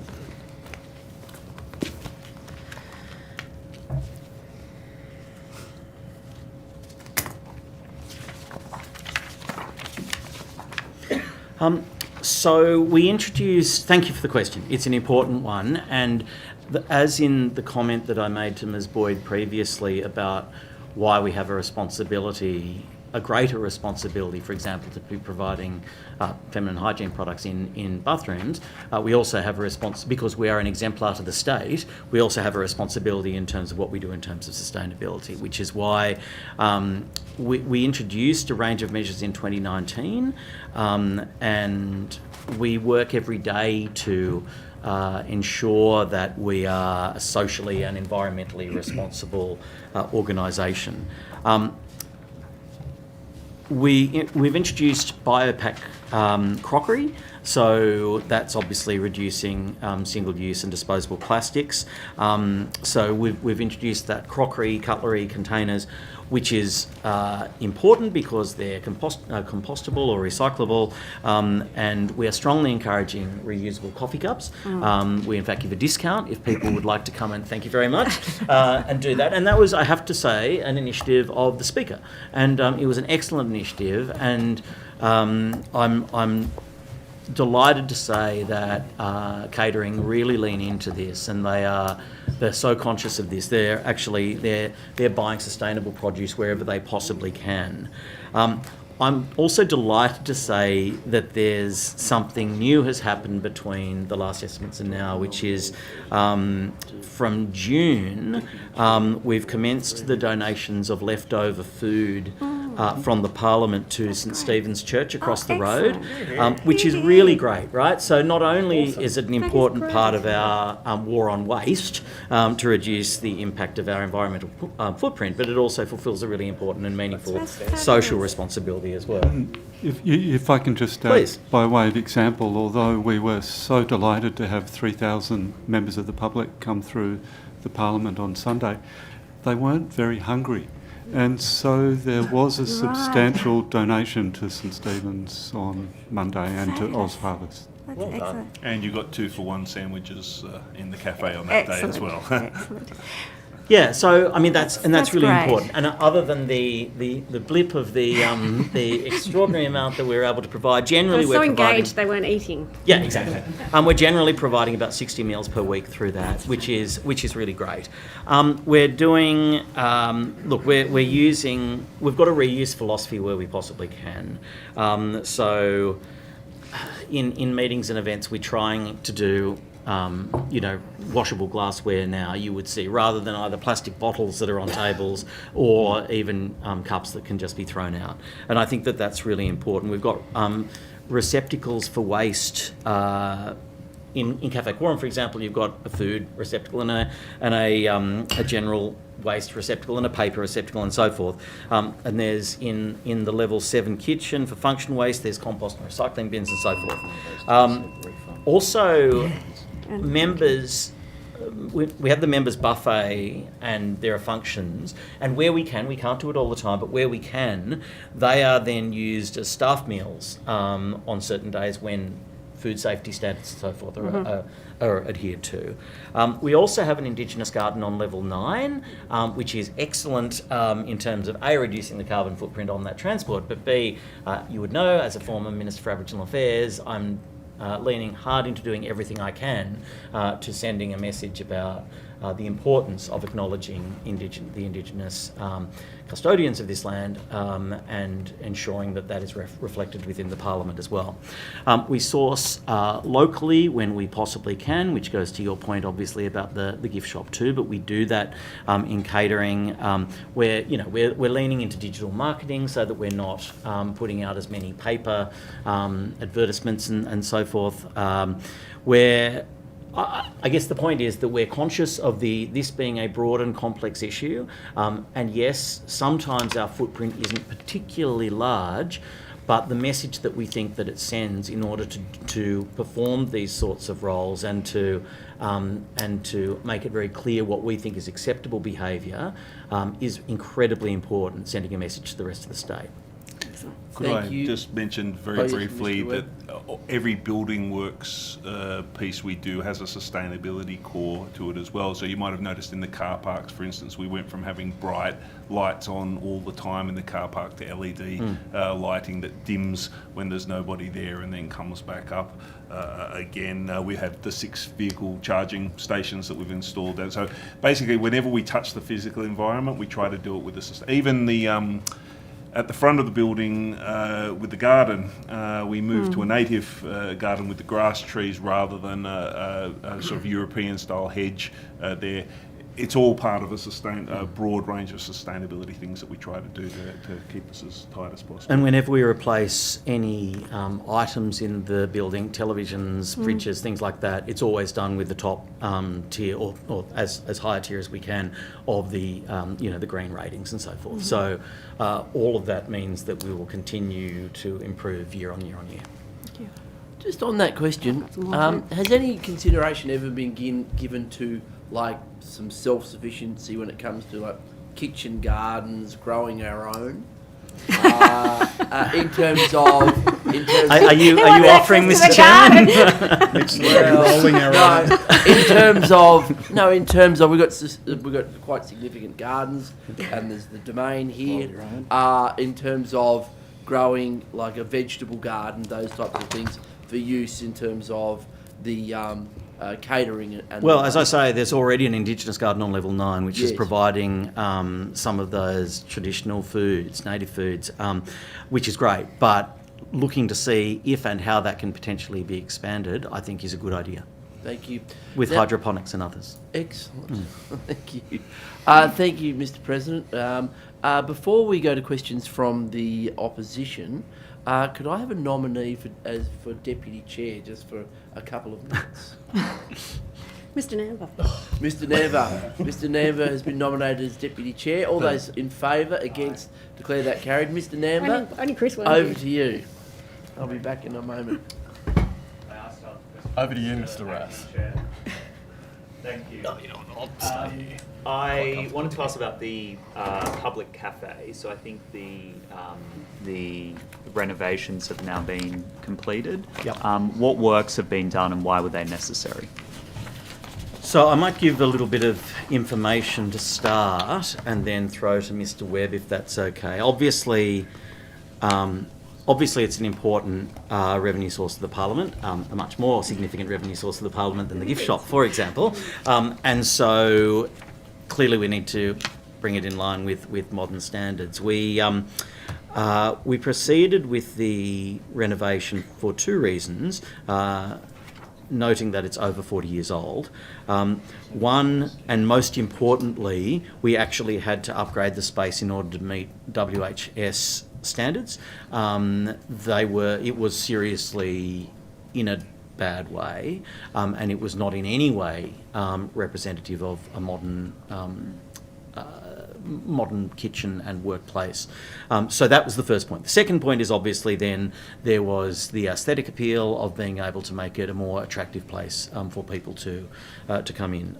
We've also had a look at potentially different food offerings that could be part of that as well. But so far, the patronage has been really encouraging and greater than we had expected.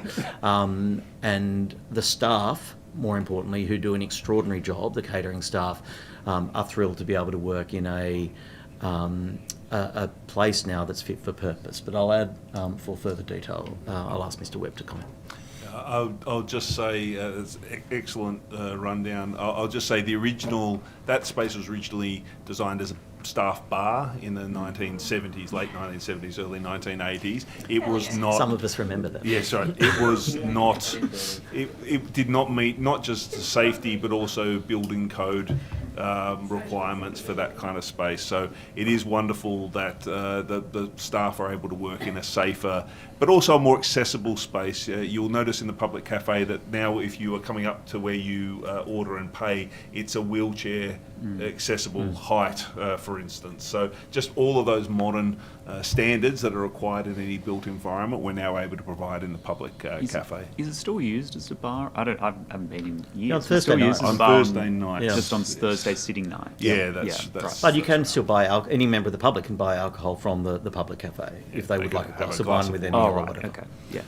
And I have to ask this question from a couple of my under-caffeinated members of in the coalition party room. On estimates days, has any consideration been given to potentially having Café Quorum open maybe a little bit earlier and a little bit later, given that we're often here until about 5:30 on estimates days, and often members are in a little bit earlier as well, prepping for the day ahead. That is an excellent suggestion. The CEO has just advised me that we can do that. So let me tell you, Mr. Rath, you've had a win today. We will do that. You can advise the coalition party room. And I in hope fact, all those party members rooms who have raised it with me are listening and know that the opposition whip does a good job listening to their concerns and taking it up at legislative estimates. We'll obviously have to see what that means and looks like, but in terms of the premise that you make, we will do what we can to extend hours on budget estimates days. Excellent, thank you. And in terms of the gym on level 2, I think that we're in the middle of renovations there. Just an update on that, and as an occasional user of the squash court as well, has that been impacted? Right, throw to Mr. Webb. Yeah, so you're quite right. We started the work in mid-August. It's due to finish by November, so that's the time frame we're working in. I think we've mentioned before the accessibility and the bathroom issues that we'll be resolving, but we are also looking at the equipment in the gym and in the squash court as well. I'm pleased to say you'll be able to continue to play squash in the squash court, but we are looking at installing some other things that would make it a multi-purpose space a little bit more. So, for instance, the ability to put up a netball hoop and be able to use it to practice. We have I believe there is a parliamentary netball team, yes, and so the ability for that team to do some practice here. And also the space is often used for things like yoga and the like as well. So we want to try and make it very easy for people to adapt the space as possible. We're also reviewing all the equipment in the gym, and some of that equipment with the pool in that same space. That space wasn't designed to be a gym, it was designed to be a pool. I believe if you look at old photos, there were deck chairs where the gym currently is, where you could sun yourself in the basement. I'm not entirely sure what they were deck chairing for, but it was there. Interesting shots, but obviously a highly chlorinated pool environment and mechanical equipment like treadmills and the like don't mix well together. So we know there are a few like treadmills where the belts are starting to slip and the like. So we're looking at not replacing everything in the gym, but getting the worst of that equipment and replacing it, and taking into account the environmental factors to try and make sure we're selecting things that will last a little longer into the future. I think it's probably the most humid gym in all of Australia. Yes. I should say part of what we're doing will boost the air conditioning and airflow management around some of those humidity issues. One of the reasons that the bathrooms have got into such bad state is because of the humidity and damp issues. It just wasn't good enough, basically. And so, if you've ever walked into the bathrooms in the gym, they are quite dank. There is a persistent sort of mouldy smell around it, no matter how much cleaning we do. So we are doing some work on the air conditioning system as a part of this work to try and make it a better ventilated space for the future as well. That's it from me. Thank Chair. you, Mr. Rudd. Thank you. Some questions from the government. Don't feel you need to. Do you have any more? I don't have many more. Just a couple more. No, I'm joking. Ask anything you want. I'm just joking. Dr. Kane. This is the easier end of the day. I just want to pick up on what we were talking about with sustainability. Excellent work that's been done already. And I guess I have a request, which is I know down in the office, down on level 6, there are sort of battery recycling kind of bins and whatnot. And I wondered if it would be possible that they're not the big ones you have outside, but if we could have a textiles recycling, they're not very big, they would fit. I know that, for example, Vinnies are looking for, at the moment, they have a shortage of quality. So we could, whatever organisation is appropriate, if we could consider doing that. Yes, I can give that guarantee that we'll consider doing that. Thank you. And look to progressing it. Thank you. And I also wondered, Mr. President, having just heard, and having been thinking about this for some time, but having just heard the excellent news that we are giving food where we can, I wondered if maybe under your auspices we might be able, I know we all have enough meetings and committees, but I wondered if there might be the opportunity to convene a meeting of any staff or members in the Parliament interested in beyond our precinct, but this area, the types of social issues that we do see. There are a lot of homeless people, there are a lot of other issues that perhaps we might as a Parliament, with all of our collective brains, come up with some other ideas about how we might assist without wanting to sound paternalistic or patronising, but there could be other things that we might be able to do. I think that is a wonderful idea. I don't know what that looks like instinctively,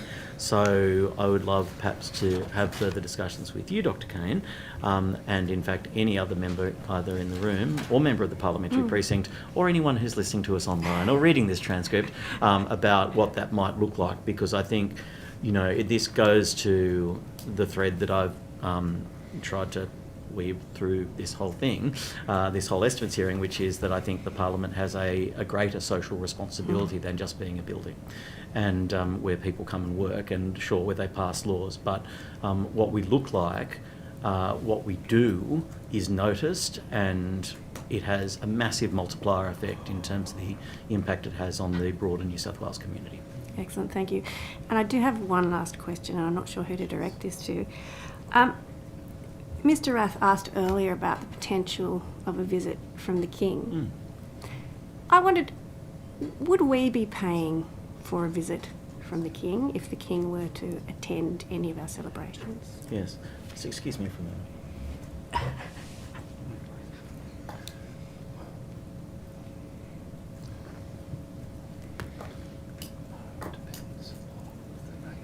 Indeed. I've got to follow up.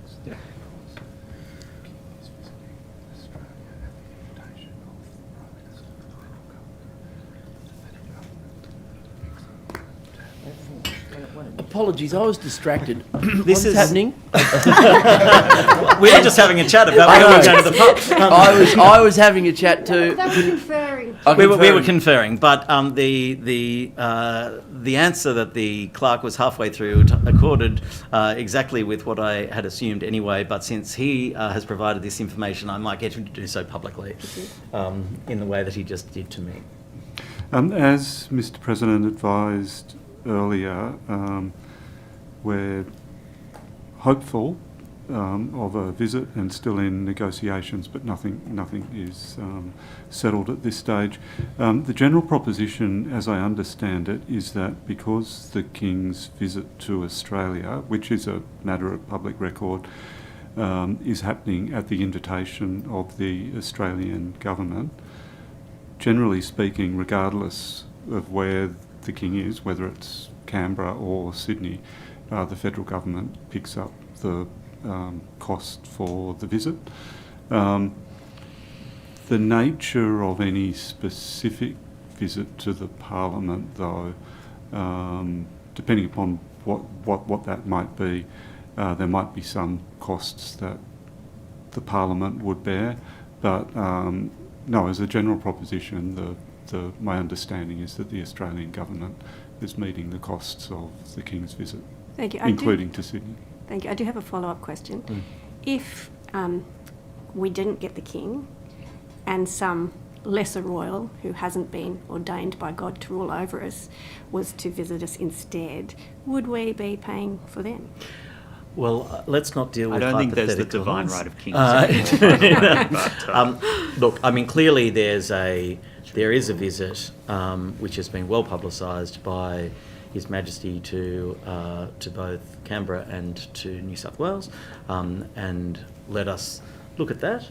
And once we get through that, if there are other opportunities for members of the royal family to visit New South Wales, we can consider those on a case-by-case basis and how all of those details will be dealt with. I have a spare room. Can I, just as a follow-up question to those Certainly, questions? Mr. Ra.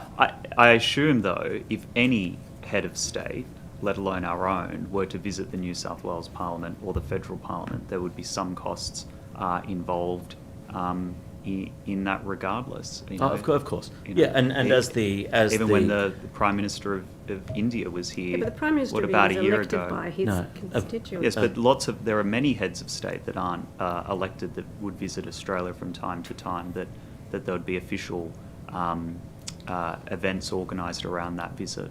Well, if you lived here, we wouldn't have to. Anyway, let us not Let's get into take this. that offline, Mr. Let's not Rath. get into this So debate. You raised it. You raised it, Dr. Kane, not me. I was just excited about the visit.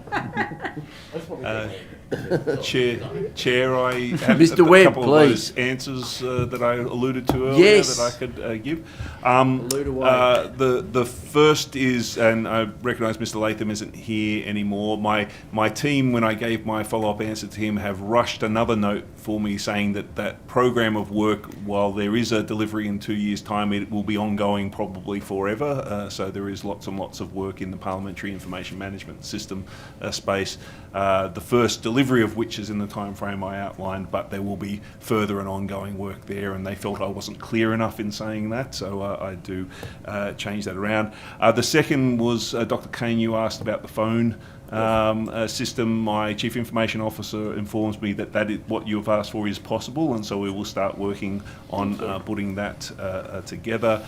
The next one was for Dr. Con, just to just to reiterate, the team just wanted me to reiterate that the both the SAP and the HR on board system with titles, as she was asking about, does require manual intervention to have no title in it at all. It's very difficult for those systems to deal with nothing being in that space. So they just did want me to emphasise that the requirement is that we do a lot more manual work in that kind of situation. It's not something that just happens automatically going through. The last payroll audit that we ran was in May 2023 and found no instances of underpayment. So we're very interested in hearing about the details around what you've found, so that we can look into that.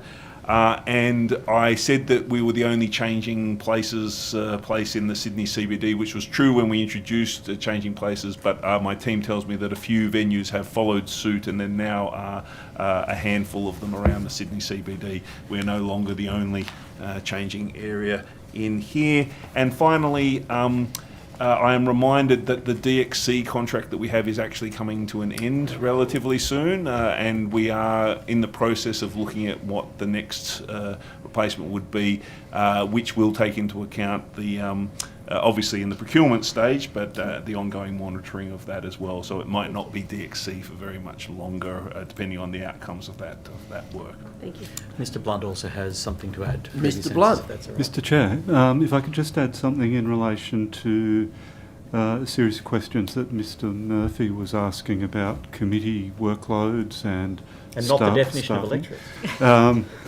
Even though I well understand where it was heading was really about the impact upon members and members' staff, I did indicate that the committee office had expanded over the last 5 years from approximately 19 staff to 37 staff.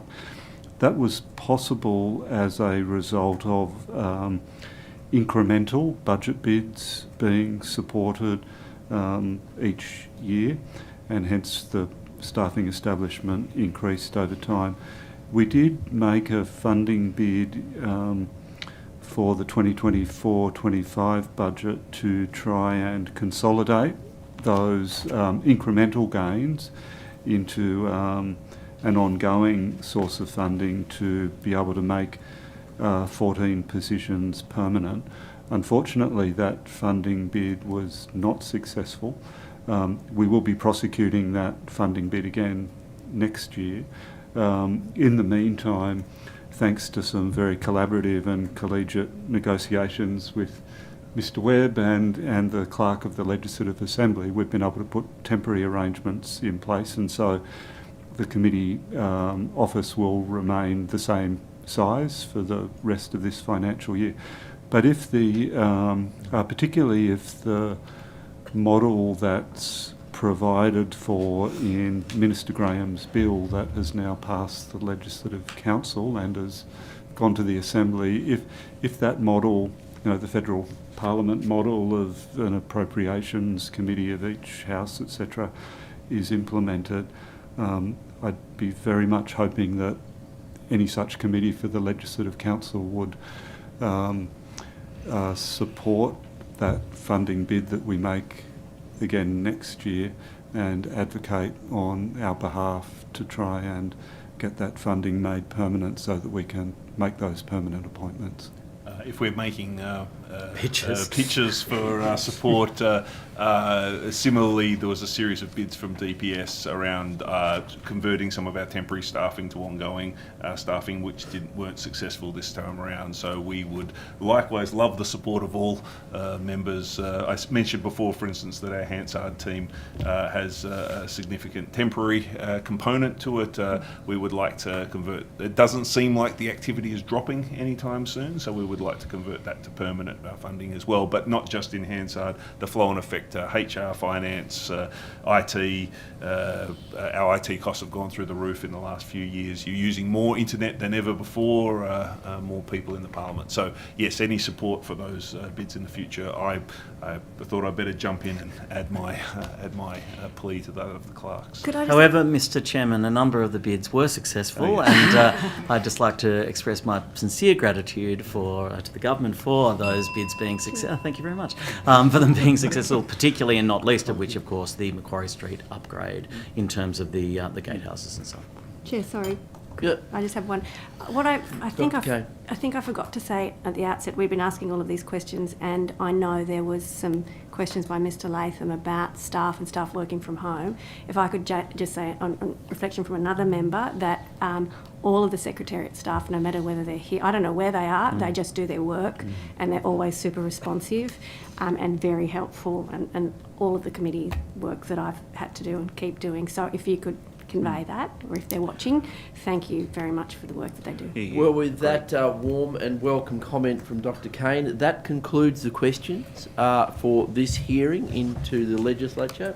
The Secretariat will be in contact with you, I suppose, just by peering over a cubicle or not, or in due course, with all the questions taken on notice.